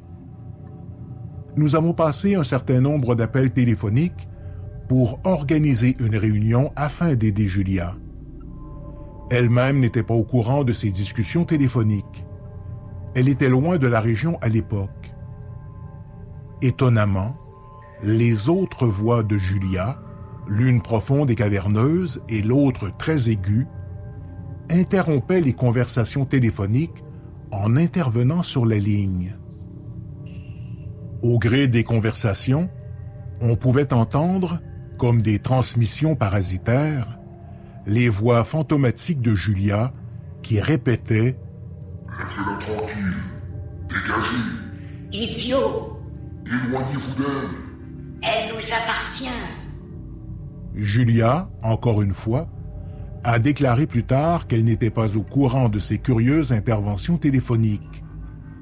Et pourtant, ce discours a été entendu distinctement par plusieurs membres de l'équipe et à plusieurs occasions.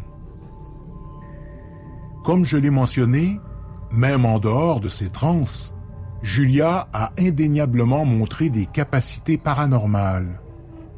Sa présence était clairement associée à des événements surnaturels. Parfois, les objets autour d'elle s'envolaient des étagères, un phénomène rare que les parapsychologues appellent psychokinésie. Julia avait également connaissance de faits et d'événements au-delà de toute possibilité de leur acquisition par voie naturelle. Elle a souvent rapporté des informations sur les parents, la composition du ménage, les décès et les maladies de la famille des membres de notre équipe, et ce sans jamais avoir observé ou avoir été informée à leur sujet. À titre d'exemple, elle connaissait la personnalité et les circonstances précises de la mort, à savoir le type exact de cancer, d'un parent d'un membre de l'équipe que personne n'aurait pu deviner. Elle a parlé une fois de l'étrange comportement de certains animaux inexplicablement frénétiques, au-delà de son observation directe. Comme autre exemple, Julia a décrit une fois non seulement les environs réels, y compris le décor de sa chambre, mais l'état d'esprit exact, sceptique et dédaigneux d'un prêtre impliqué de façon périphérique. Un prêtre qu'elle n'avait jamais rencontré. Les faits ont été confirmés par la suite. Julia pouvait également détailler, et ce de loin et avec des détails étonnants, l'activité de l'un des principaux prêtres impliqués. Elle a rapporté à plusieurs reprises, de sa position lointaine, si et quand l'ecclésiastique souffrait. Le prêtre en question souffrait d'une maladie récurrente. Elle pouvait décrire, par exemple, si le prêtre était en train de marcher sur une plage, et même ce qu'il portait à cet instant précis, comme un coupe-vent par exemple. Pour compléter ce tableau, il y a eu les événements observés pendant les longs rituels d'exorcisme, des rituels que Julia avait elle-même réclamés. Il y a eu 2 sessions séparées par une période de temps. En fin de compte, en raison de ses hésitations, ses efforts ont été interrompus et peuvent ou pas être repris.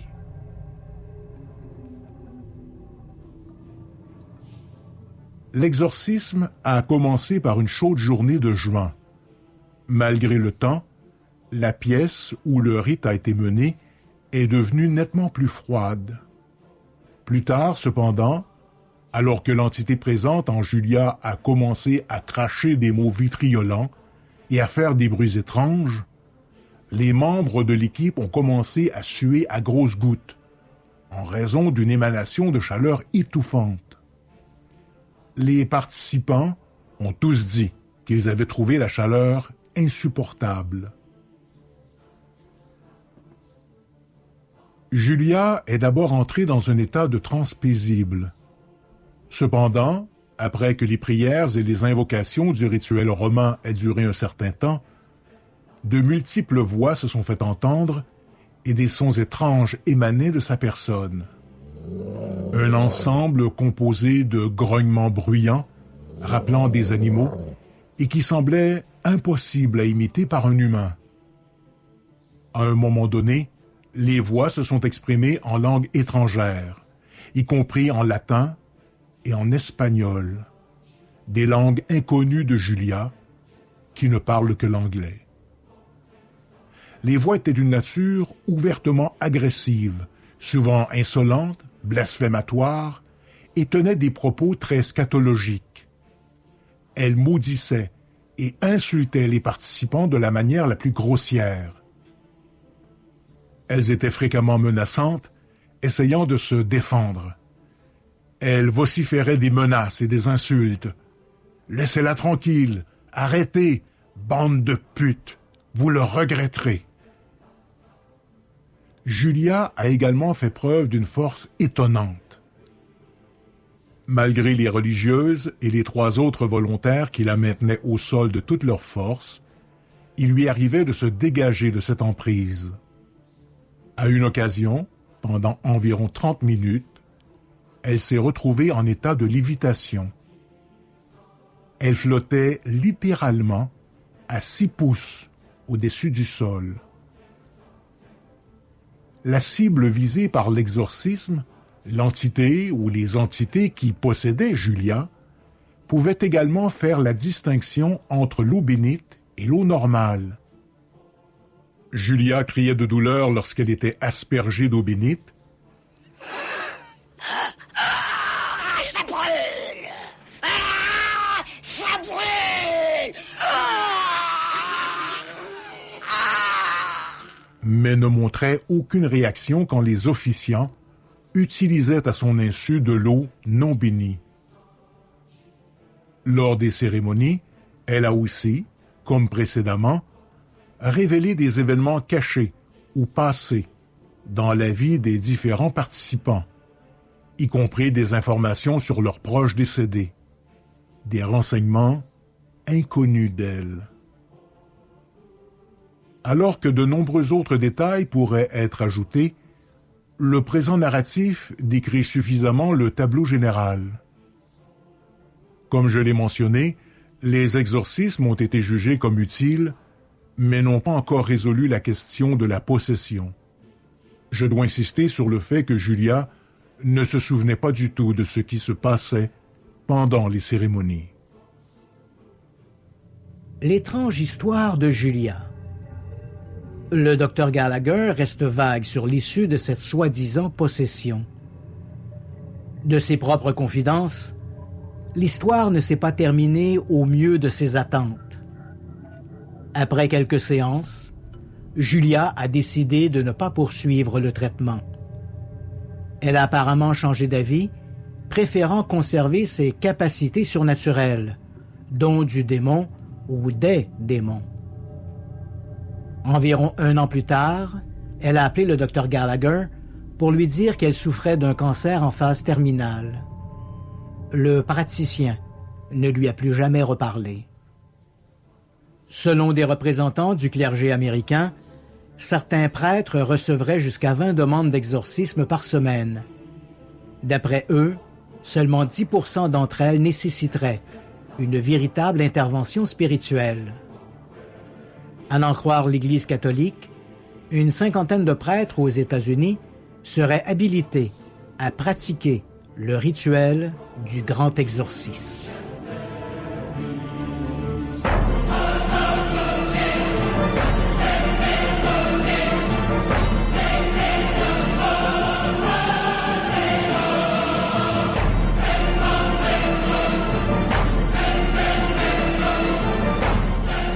Radio X. Une fin de semaine de Love. Présenté par Planète X. En fin de semaine, écoute Légende du rock. Légende du rock. Et tu pourrais te qualifier pour gagner l'un des certificats de 50$ chez Planète X. Question de mettre un peu de piquant dans ta Saint-Valentin. Depuis 25 ans, Planète X vous fait vibrer, gémir, chanter, crier. Pour pimenter votre week-end au chalet, pour une soirée romantique ou une aventure exotique, Planète X, c'est 6 boutiques sexo-éducatives incroyablement sexy pour vous servir. Parce qu'on est si bien tout nu. Monplanetx.com. Dès le 7 février, écoute Moret Live. Moret. Tu pourrais remporter une machine à café Jura ENA 8, gracieuseté de L'Heureux. Live. L'Heureux est le spécialiste des machines à café à Québec. Amateur de café, profitez des conseils et des formations de L'Heureux au 1590 rue Sample. L'amour est perceptible. Il se voit. Il se voit au quotidien à travers des milliers de gestes bienveillants, remplis de douceur et de petites attentions portées envers les autres. À l'École de la vue, on aime les enfants et on se préoccupe de leur santé visuelle pour les aider à bien apprendre et bien réussir. Lorsqu'un enfant voit bien, apprendre pour lui devient un vrai jeu d'enfant. En matière de santé visuelle, il n'est jamais trop tôt pour bien voir. Avant d'entrer à l'école, un examen de la vue, c'est plus que bien vu. Des dettes, ça s'accumule, ça nous stresse, ça prend de l'ampleur et ça s'éternise. Mais des dettes, ça peut aussi se régler et disparaître. Parlez-en à Jean Fortin. Ils font ça depuis 35 ans avec des professionnels partout au Québec. Ils s'y connaissent. Un seul appel et vous pourrez enfin retrouver la paix d'esprit et le sourire qui vient avec. Si vos dettes vous préoccupent, parlez-en à Jean Fortin. Syndic autorisé en insolvabilité. 1-877-LIBERTÉ. Enfin, nous sommes ouverts. Rassemblez-vous avec votre famille, vos amis et vos collègues chez Barbies. Réservé dans l'un de nos 3 restos. Le Bourgneuf-Lévis est sur le boulevard Laurier à Sainte-Foy. Capsule. Radio X. Radio X supporte ses partenaires. Prévention Noctis, agence de sécurité dans les hôpitaux de Québec et Chaudière-Appalaches, cherche des agents avec permis régulier ou temporaire. Nous avons 30 postes réguliers, permanents, 40 heures avec horaire préétabli et 5 postes de fin de semaine à combler. Envoie ton CV au RH@commercialpréventionnoctis.com. Vous n'aimez pas aller chez le dentiste ou avez peur d'y aller? Pour vous, une visite chez le dentiste, c'est long, cher et parfois douloureux. Avec l'équipe Marie-Ève Morin, dentiste, c'est différent pour les adultes et les enfants. C'est une approche humaine, des explications claires et un sourire radieux. Visitez dentiste avec un S, marievmorin.com. Agrémentez votre mois sans alcool avec la distillerie des Appalaches et ses gins sans alcool Alphonse et Alphonse Fleur d'Oranger. En février, offrez le coffret Gin Tonic Alphonse en format dégustation régulier et la distillerie vous offrira une carte cadeau de 10$ en plus de remettre 2$ à la Fondation Jean Lapointe. Distillerie-des-Appalaches.com. Expert.ca est à la recherche d'apprentis ou compagnons frigoristes et ferblantiers. Ambiance de travail agréable et avantages sociaux intéressants. Joignez-vous à une entreprise en affaires depuis plus de 30 ans qui a les valeurs à la bonne place. Postulez par courriel à info@expert.ca. EXPAIR. La Ville de Québec est à la recherche de cimentiers applicateurs. Vous avez votre certification de compagnon? Vous êtes tanné de parcourir les chantiers de la province? À la Ville de Québec, on vous offre un horaire fixe de 8 à 4, un emploi stable assuré à l'année, un régime de retraite à prestations déterminées, une conciliation travail-vie personnelle. Choisissez votre ville pour une meilleure qualité de vie et faites une différence pour vos concitoyens. Qui dit nouvelle année, dit nouvelle résolution et ça commence par joindre la Ville de Québec. Cimentier applicateur, postulez dès maintenant au ville.québec.qc.ca/emploi. Pour vos projets de rénovation ou de construction neuve, optez pour les meilleures portes et fenêtres de l'industrie. Qualité supérieure et économie d'énergie, voilà le gage de qualité Caron & Gay. Demandez votre soumission en succursale, au téléphone ou en ligne. caronetgay.com. 98.1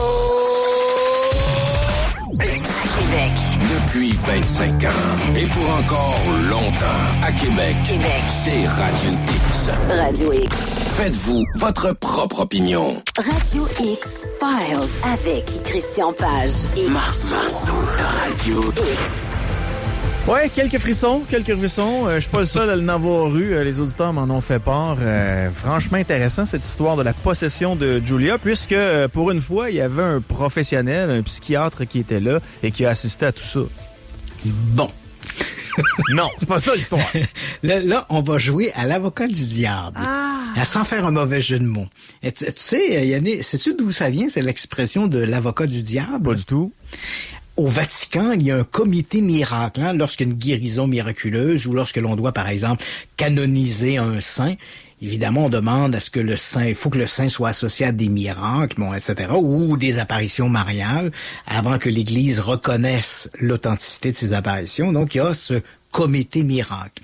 Et il y a dans le comité miracle des gens qui sont là pour faire opposition à tout. Donc, si on dit tel ou tel truc s'est produit, oui, mais êtes-vous sûr que ça s'est produit comme ça?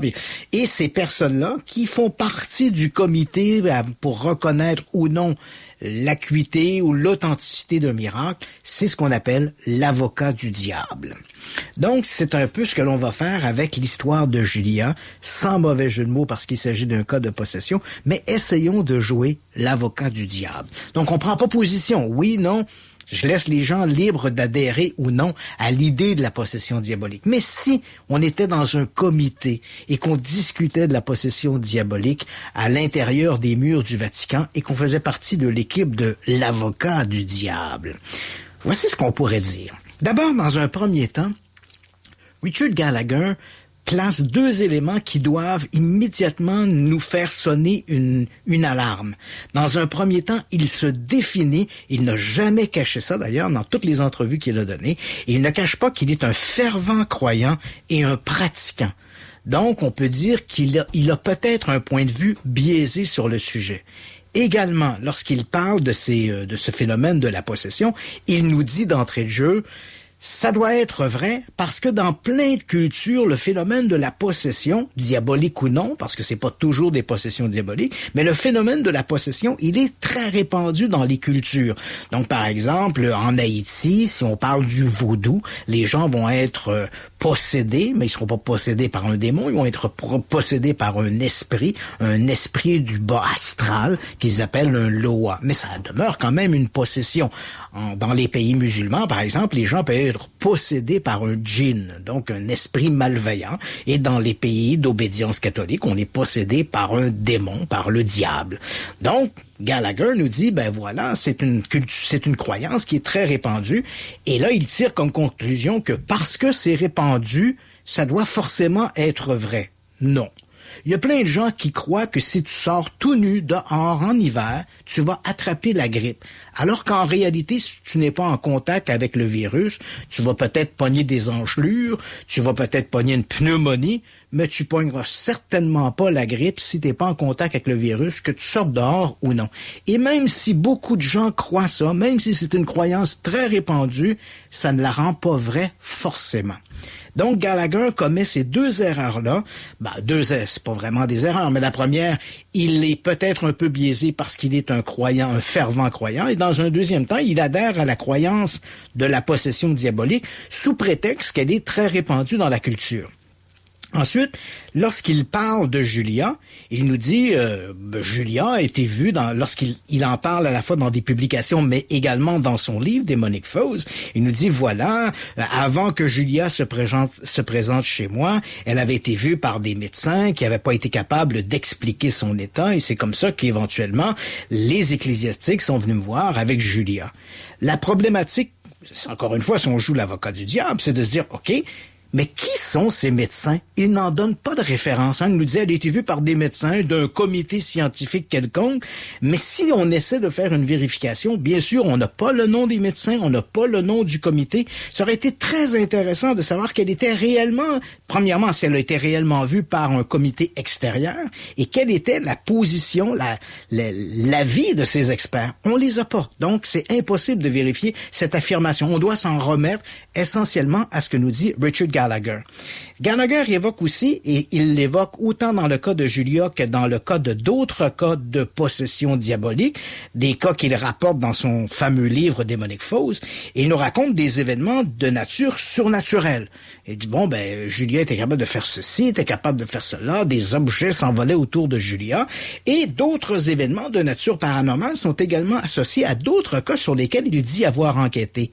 Mais dans aucun de ces cas-là, il ne présente la moindre preuve de ça. Il ne nous dit pas dans quelle mesure non plus il y avait des mesures de contrôle pour pouvoir s'assurer de l'acuité de ces événements-là. On ne sait pas trop dans quel contexte ça se produit. Il nous dit il y avait des événements surnaturels. Dans le cas de Julia, par exemple, des objets s'envolaient autour d'elle. C'était de la télékinésie, comme le disent les parapsychologues. Mais bien sûr, on n'a absolument aucune preuve de ça. Lorsqu'il nous parle de Julia de manière très précise, bien évidemment, il nous parle de ses pouvoirs, mais il va pas plus loin, il donne pas plus de détails. Et là, bien sûr, on peut se dire, oui, mais peut-être que Richard Gallagher se dit, je peux pas en parler trop parce que je suis un médecin et c'est le secret professionnel. Mais dans les faits, quand on lit son narratif, il n'est pas le médecin de Julia. Il agit comme consultant auprès d'une communauté, d'un petit groupe de gens qui agissent comme des exorcistes et lui n'est là que comme conseiller. Donc, il n'est pas retenu par le secret professionnel. Et pourtant, lorsqu'il parle de Julia, il n'apporte aucune preuve de ses soi-disant pouvoirs surnaturels. On aurait bien aimé pouvoir voir ça. Et il pousse plus loin, toujours dans son ouvrage, parce que évidemment, c'est souvent un argument qui est présenté, ces cas de possession diabolique, et moi j'en ai vu j'ai été moi-même impliqué dans des soi-disant cas d'exorcisme, j'ai vu des centaines de films, de bandes vidéo où on voyait des cas d'exorcisme, et ce qui revient, à quelques exceptions près, c'est que ces éléments-là ou ces histoires-là sont d'une banalité, elles sont, entre guillemets, plate. À chaque fois, t'espères voir Satan, Belzébuth, et tu ne vois de pauvres diables qui se tordent comme ça en se disant possédés. Donc, on voit pas ces éléments-là et on se dit, là, ça serait le fun si on verrait un film de ça et qui plus est, puisque ça se produit devant des témoins. Et là, Gallagher, écoute, il glisse dans un système dans lequel il dit on ne peut pas filmer les démons quand ils possèdent des gens parce que, ou bien les démons ne veulent pas, écoute, c'est solide ça, parce que les démons ne veulent pas qu'on les filme. 2, les démons sont capables d'effacer les photographies, sont capables d'effacer les pellicules photos ou les cartes mémoire des appareils photos pour pas qu'on ait d'image du diable. Et ensuite, il ajoute, au-delà du diable, ça ne serait pas éthique de faire ça parce qu'on ne peut pas quand même filmer quelqu'un qui est possédé uniquement pour convaincre les méchants sceptiques ou pour essayer de divertir des curieux qui auraient une espèce de sentiment un peu macabre de voir un cas de possession diabolique. Là, à ce moment-là, moi, si je joue l'avocat du diable, je me dis que Richard Gallagher fait quand même des raccourcis. Parce que dans la réalité, lorsqu'il soulève l'élément de dire « ce ne serait pas éthique de faire ça », il semble oublier que dans le milieu médical, il arrive très souvent que des médecins vont filmer des patients qui sont atteints de troubles du comportement ou des troubles, des pathologies particulières. On va les filmer pour pouvoir montrer ces images-là à d'autres confrères pour avoir des avis différents. Non seulement c'est tout à fait éthique de faire ça, mais ça s'inscrit de manière tout à fait conventionnelle dans la démarche scientifique. On retrouve pas ça dans le discours de Gallagher. Lui, dès qu'on se dit, on pose la question, pourquoi on filme pas, pourquoi on n'a pas d'image, ça serait pas éthique, ou les diables, les démons vont effacer les images qui ont été enregistrées. Ça me paraît un peu gros.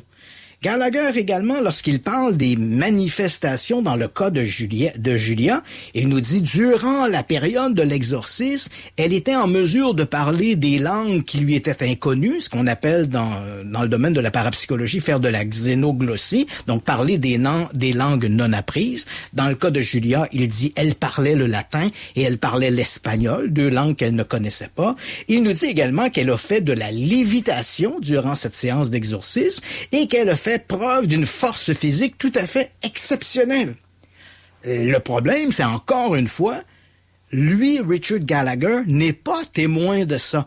Il nous raconte ça en disant « Je n'étais pas présent à l'exorcisme, il y avait les prêtres exorcistes qui ont mené l'exorcisme, mais lui, il n'a rien vu de tout ça. Et comme on dit, il a confiance dans ses sources.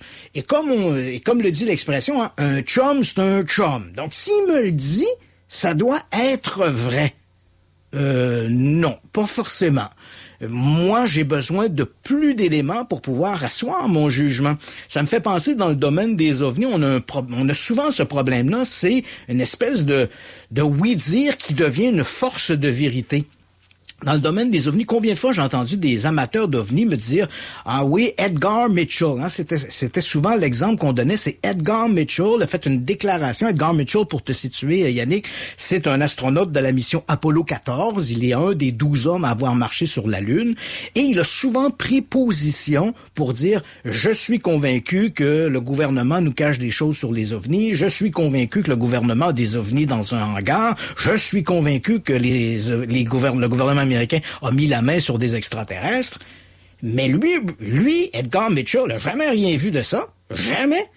Quand il parle de ça, il dit « Je connais des amis en qui j'ai confiance et eux m'ont dit ça. Donc, s'ils me l'ont dit, ça doit être vrai. » Et là, on se retrouve exactement dans la même situation avec Richard Gallagher et l'exorcisme de Julia. Il n'est pas présent lorsque l'exorcisme a lieu, mais les prêtres lui racontent des événements, force physique, xénoglossie, lévitation, et lui, il accepte ça. Il se dit, ça doit être vrai. Il a également, Gallagher a énormément confiance dans son jugement. Hein? Lorsqu'il voit Julia, par exemple, il dit, elle est capable de faire ceci, elle est capable de faire cela, et moi, comme je n'explique pas ça, ça doit être forcément inexplicable. Oh, attention! Moi, par exemple, quand je regarde un magicien couper une femme en 2, je sais pas comment il s'y prend, mais ça veut pas nécessairement dire que la femme a été coupée en 2. Il exclut tout un pan d'explications possibles. Peut-être qu'il a été manipulé, peut-être que la personne qui est devant lui, le supposé possédé, peut-être que c'est quelqu'un qui est capable de faire des tours, des tours de cartes. On le sait, il y a plein de gens qu'on appelle des mentalistes qui font de la scène. Et les mentalistes, on en a de très très bons au Québec. Je pense que j'ai même un ami à moi, Stéphane Terrien, qui est un excellent mentaliste. Je ne connais pas ces trucs, mais quand il les fait, on a vraiment l'impression qu'il lit dans notre tête, qu'il est capable de deviner ce qu'on pense, qu'il est capable de manipuler la matière uniquement par le pouvoir de sa volonté. Mais tout ça ne sont que des trucs de magie. Lui-même le dit, il n'y a pas de pouvoir là-dedans, ce ne sont que des trucs. Donc, si tu connais pas les trucs, et je le dis souvent, moi, si je devais aller enquêter sur un médium, je serais pas nécessairement la meilleure personne pour enquêter là-dessus. Pour te raconter rapidement cette anecdote, tu te rappelles cette histoire de rencontre paranormale qui avait été faite par Chantal Lacroix? Oui. où, bon, il y avait cette fameuse table qui bougeait. Donc, avant les tournages de ça, en fait, avant la diffusion de l'émission, je rencontre Chantal Lacroix dans les locaux de TVA, et elle me dit, écoute, on est en train de préparer une émission, puis la table bouge, puis c'est extraordinaire. Mais je demande à Chantal, je dis, mais c'est quoi tes mesures de contrôle? Et là, elle me regarde un peu étonnée, mesures de contrôle? Ben, je dis, il faut qu'on sache comment ça se passe pour déterminer si oui ou non, c'est vraiment de nature paranormale. Et là, elle me dit, est-ce que toi, t'accepterais de venir pour regarder? Puis je dis, non, c'est pas intéressant, parce que moi, je suis pas un spécialiste. Faudrait demander plutôt à un magicien, un Luc Langevin, un Alain Choquette. Ces gens-là, c'est des spécialistes de la triche, des spécialistes de la manipulation. S'il y a quelqu'un qui utilise une espèce de trompe-l'œil pour abuser des gens, eux vont vite le voir. Moi, je suis comme n'importe qui, je vais me laisser abuser. Donc, il y a des possibles explications qui sont là sous-jacentes, mais Gallagher se dit, si moi je peux pas les expliquer, c'est parce qu'il doit pas y avoir d'explication. C'est un peu court. Mais dans le dossier de l'émission que Chantal Lacroix faisait, on voyait clairement que le médium, il jouait avec ses pieds et la table. Oui, absolument. Là, mais on n'avait pas besoin d'Alain Choquette. Non, absolument, on n'avait pas besoin d'Alain Choquette. Mais c'est vrai que, c'est pour te dire que les magiciens, les spécialistes de la triche sont les mieux placés pour pouvoir déterminer s'il y a une manipulation. Ouais. Gallagher commet une autre erreur dans son jugement, une erreur qu'on rencontre également dans le domaine des ovnis, dans le domaine du surnaturel. C'est ce qu'on appelle la scission. Quand il parle des cas de possession diabolique, il nous dit 90 à 95% des cas qui m'ont été référés sont des cas de gens qui souffraient de troubles de comportement, problèmes dissociatifs, troubles mentaux, maladies de la Tourette, peu importe. Mais il dit il y a ce petit noyau, ce 5% de cas qui n'entrent pas dans la catégorie des pathologies connues. Et là, il fait immédiatement une scission. Si ça n'entre pas dans les catégories connues, c'est qu'il doit s'agir de quelque chose de surnaturel. Alors que c'est pas ça que le bon sens nous dit. Le bon sens nous dit, si 90 à 95% des cas rapportés sont des pathologies connues, les 5% qui restent pourraient certainement s'inscrire dans la même catégorie. Tu sais, t'as plus de chances que le 5% qui n'est pas identifié soit des pathologies ou bien qui ont été mal identifiées, mal diagnostiquées par des experts, ou encore qu'il s'agit de pathologies psychologiques ou psychiatriques, mais tellement rares qu'il n'existe pas de littérature scientifique pour pouvoir déterminer de quoi il s'agit exactement. Donc, t'es dans la foulée de tes 90-95%. T'as pas besoin de faire une cassure pour dire « on pense de la maladie psychiatrique immédiatement que le surnaturel est le diable ». C'est un peu le même problème avec les amateurs d'ovnis. Tous reconnaissent que 90 à 95% des observations d'ovnis sont des phénomènes conventionnels, des avions, des hélicoptères, des ballons-sondes, etc. Mais là, tout d'un coup, t'as un noyau de 5% qu'on n'arrive pas à identifier. Le bon sens nous dit pourquoi il faudrait que ce soit quelque chose d'autre. Est-ce que le 5% qui reste pourrait pas simplement être des affaires ordinaires, mais dont le témoignage manque trop, il n'y a pas assez de détails pour que tu puisses l'identifier, ou encore que le témoignage est trop coloré pour que tu puisses associer l'observation à un phénomène naturel ou un phénomène artificiel, mais somme toute assez banal. Non, on arrive à 90-95% de cas identifiables et tout d'un coup, quand on arrive à un cas non identifié, il faut faire une cassure et on passe du ballon-sonde au vaisseau spatial extraterrestre. On s'inscrit pas ici dans une suite logique et, évidemment, Gallagher commet exactement cette erreur-là qu'on appelle le problème de la scission. Dans le cas de Julia, Gallagher accepte aussi d'emblée le récit de Julia lorsqu'elle parle qu'elle a été membre d'une secte satanique. Que ce soit dans les écrits qui ont été publiés dans les médias, les journaux, les entrevues qu'il a données ou dans son livre Demonic Foes, il raconte l'histoire que Julia lui raconte. Elle lui dit « J'étais une grande prêtresse dans une secte satanique. Elle était amoureuse du leader de la secte, qu'il présente sous le nom de Daniel. Et là, elle raconte à Gallagher, elle dit « Durant le temps où j'étais dans la secte, moi j'étais un peu la génitrice, c'est-à-dire que j'avais ces relations avec Daniel artificielle qui me mettait enceinte coup sur coup. Et à chaque fois, donc, il y avait gestation du bébé. Et avant qu'il soit amené à terme, on retirait le fœtus qui était utilisé dans un rituel en l'honneur du diable. Donc, elle raconte cette histoire-là. Gallagher prend ça comme monnaie, comme du cash. Et voilà, il nous la présente. Alors que l'histoire qu'elle raconte est de la foutaise. On le sait, entre 1989 et 1991, il y a eu une enquête qui a été menée par le FBI sur les mouvements sataniques, parce qu'à cette époque, on était en plein dans ce qu'on a appelé la panique satanique. Donc, on voyait des satanistes partout, puis on disait qu'il y avait des bébés qui étaient sacrifiés. Ça allait, si on faisait le décompte, il y avait à peu près 50 000 bébés qui étaient sacrifiés chaque année aux États-Unis dans des rituels sataniques. Donc, évidemment, ça l'a interpellé le FBI qui a mené son enquête pour découvrir, en fait, qu'il n'y avait rien là-dedans. C'était une espèce de légende urbaine qui circulait, et l'image que l'on se faisait de ces méchants satanistes qui sacrifiaient des enfants avec le toge, etc. On avait vu ça dans Le bébé de Rosemary ou dans d'autres pièces de cinéma ou dans la littérature. Et les gens qui disaient « je suis membre d'une secte satanique », ben en fait, c'était de la foutaise. Ils s'inspiraient de ce qu'ils voyaient au cinéma pour raconter des fantasmes, mais on sait que ça s'est jamais produit. Il reste 30 secondes, Christian. Et tout ça a été inspiré par le cinéma. Et Gallagher, donc, accepte l'histoire de Julia et ça devient comme la vraie affaire. Donc, il nous la présente en disant, ben voilà, Julia était de cet acabit-là, sans même se poser la question à savoir si c'était vrai ou non. Alors, on voit que même si ce Richard Gallagher a un CV impressionnant, on doit tenir compte de son jugement puisqu'il était au cœur de l'action. Il est quand même un professionnel de la santé mentale, mais se limiter essentiellement à son jugement lorsque si peu d'éléments vérifiables nous fait se dire qu'on doit être très, très prudent. Pause et on revient pour le mot de la fin. OK. Radio X Files. Radio X. Pour tout savoir de l'actualité économique, Jaser de bourse, de façon claire, Amazon, Apple, Bitcoin aussi. et sympathique. Un peu, oui. Salut! Suivez les chroniques de Pierre Couture. J'entends toutes sortes de choses. En exclusivité. Commence à avoir de l'action. À Radio X.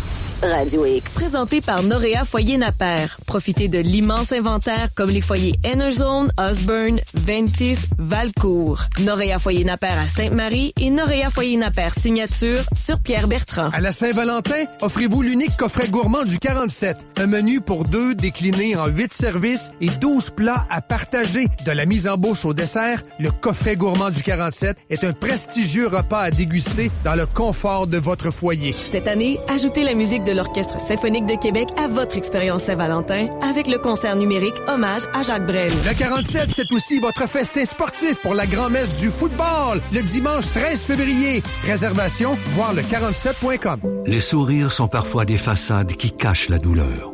Certaines des personnes qui ont servi dans les Forces armées canadiennes ou la GRC font face à des problèmes de santé mentale. Si vous éprouvez des difficultés, il existe des services de soutien pour vous et votre famille.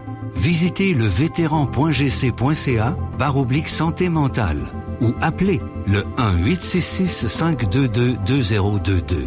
Un message du gouvernement du Canada. Aujourd'hui, Juliette a fait le bon choix.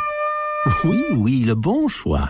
Et ce n'est pas l'achat d'un instrument de musique pour son fils mélomane qui, j'en suis certain, en tirera un jour un son agréable. Non, aujourd'hui, elle a choisi de prendre la dose de rappel contre la COVID-19. Merci d'aider à stopper la propagation, Juliette, et merci à tous de faire votre part. Choisissez la dose de rappel. Comme c'est le cas avec tous les vaccins, une protection à 100% ne peut être garantie et des effets indésirables peuvent survenir. Consultez votre professionnel de la santé pour savoir si le vaccin est bon pour vous. Présenté par Moderna. Vos dettes vous étouffent? Vous avez une deuxième hypothèque à taux très élevé? AlexandreWallet.com.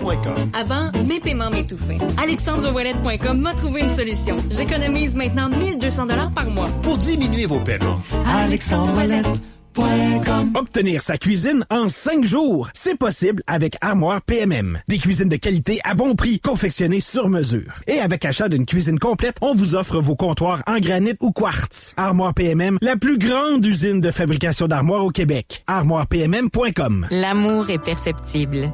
Il se voit. Il se voit au quotidien à travers des milliers de gestes bienveillants, remplis de douceur et de petites attentions portées envers les autres. À l'école de la vue, on aime les enfants et on se préoccupe de leur santé visuelle pour les aider à bien apprendre et bien réussir. Lorsqu'un enfant voit bien, apprendre pour lui devient un vrai jeu d'enfant. En matière de santé visuelle, il n'est jamais trop tôt pour bien voir. Avant d'entrer à l'école, un examen de la vue, c'est plus que bien vu. Venez essayer notre fameuse brochette de poulet, notre tendre bavette, les délicieuses crevettes papillons ou nos côtes levées qui tombent de l'os. 3 restos, Le Bourgneuf-Lévis et sur le boulevard Laurier à Sainte-Foy. Pour tout savoir ce qui se passe en ville, Québec, c'est Radio X. Radio! Dominique Moret, François Garriépi. Live. Radio X. Sur place. Reportage en direct. Live. Toute la fin de semaine. Pour tout savoir ce qui se passe en ville. À Québec. C'est Radio X. Faites-vous votre propre opinion. Radio X Files avec Christian Page et Marceau. Radio X. 19h54, c'est ce qui conclut l'émission Radio X-Files. Un auditeur pose la question, mon cher Christian, est-ce que les conférences vont reprendre bientôt? J'aimerais bien. On attend toutes ces mesures, les mesures sanitaires, tout ça, mais j'aimerais bien pouvoir reprendre les conférences. Puis, écoute, j'ai un autre livre qui sort dans quelques semaines sur les reliques saintes. Ça sera mon 2e livre en période de pandémie. Livre sur les ovnis, livre sur les reliques saintes. Donc, tu comprends qu'il y a matière à faire 1 ou 2 conférences, certainement. Donc, j'imagine que courant 2022, ça devrait reprendre. Entre-temps, on t'admire en regardant Salut, bonjour le matin. Merci beaucoup, Yannick. Salut, bon week-end. Salut, joyeux carnaval. Oui, ça va être le fun. Pout, les camionneurs. Ouais, salut. Radio X Files. Radio X. Bonjour, ce message est une dernière relance concernant le remboursement de votre prêt.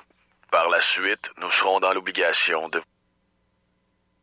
Grâce à Pierre Roy et Associés, vous n'entendrez plus jamais parler de vos dettes. Contactez-nous. Un conseiller est disponible pour vous parler sans attendre. Dans l'un de nos 38 bureaux, par téléphone ou vidéoconférence. Nous avons des solutions pour rebâtir votre santé financière. Consultation gratuite au pierreroy.com. Pierre Roy et Associés, syndic autorisé en insolvabilité. Dans 4 semaines, c'est mars, faut faire de la place. Alors jusqu'à dimanche, Trévi vous invite à sa grande vente annuelle de liquidation d'inventaire qui se poursuit avec des rabais extraordinaires sur les démonstrateurs et les fins de ligne. Jusqu'à 50% sur les meubles de jardin de la collection Trévi 2021. Jusqu'à 1000 $ sur les piscines hors terre. Jusqu'à 2000 $ sur les creusets. Jusqu'à 1500 $ sur les spas en inventaire. En plus de réductions sur les pavillons outdooring et les accessoires de piscine tels que les chauffe-eau. Cette liquidation d'inventaire se poursuit jusqu'à dimanche seulement, simultanément dans tous les magasins Trévi. Capsule.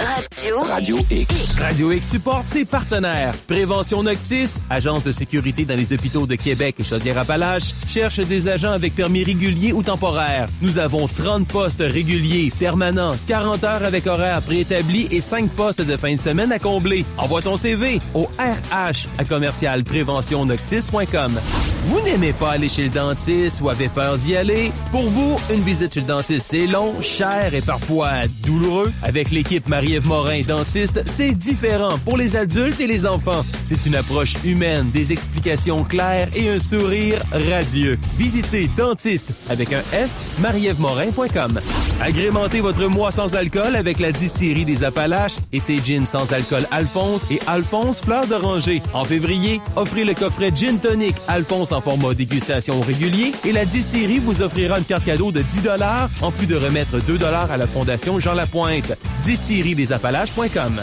Expert.ca est à la recherche d'apprentis ou compagnons frigoristes et ferblantiers. Ambiance de travail agréable et avantages sociaux intéressants. Joignez-vous à une entreprise en affaires depuis plus de 30 ans qui a les valeurs à la bonne place. Postulez par courriel à info@expert.ca.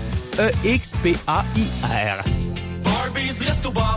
Venez essayer notre fameuse brochette de poulet, notre tendre bavette, les délicieuses crevettes papillons ou nos côtes levées qui tombent de l'os. 3 restos, Le Bourgneuf-Lévis et sur le boulevard Laurier à Sainte-Foy. L'amour est perceptible. Il se voit. Il se voit au quotidien à travers des milliers de gestes bienveillants remplis de douceur et de petites attentions portées envers les autres. À l'école de la vue, on aime les enfants et on se préoccupe de leur santé visuelle pour les aider à bien apprendre et bien réussir. Lorsqu'un enfant voit bien, apprendre pour lui devient un vrai jeu d'enfant. En matière de santé visuelle, il n'est jamais trop tôt pour bien voir. Avant d'entrer à l'école, un examen de la vue, c'est plus que bien vu. Jean-Francis Rich Blais. Le Space Cast. Voulez-vous du drama?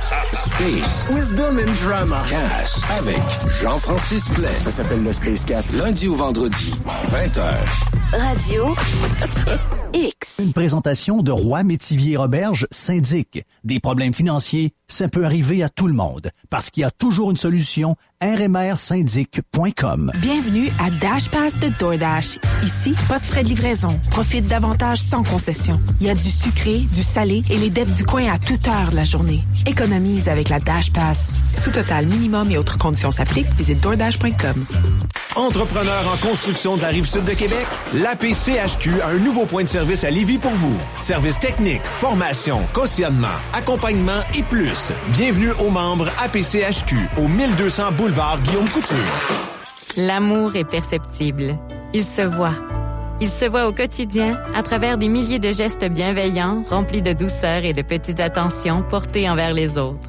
À l'École de la vue, on aime les enfants et on se préoccupe de leur santé visuelle pour les aider à bien apprendre et bien réussir. Lorsqu'un enfant voit bien, apprendre pour lui devient un vrai jeu d'enfant. En matière de santé visuelle, il n'est jamais trop tôt pour bien voir. Avant d'entrer à l'école, un examen de la vue, c'est plus que bien vu. Le poulet frit débarque chez Normandin. De tendres morceaux de poulet savoureux et croustillants, cuits à la perfection. Dégustez-le en formule repas familial de 9 morceaux, accompagné de frites, sauce barbecue, salade de choux, ainsi qu'un 2 litres de Pepsi ou 7-Up, ou encore en repas 3 morceaux, également accompagné de frites, sauce barbecue, salade de choux et pain grillé. Dévorez le nouveau poulet frit de Normandin en livraison ou au comptoir seulement. Normandin, une entreprise 100% québécoise. 98.1 Québec. Depuis 25 ans. Et pour encore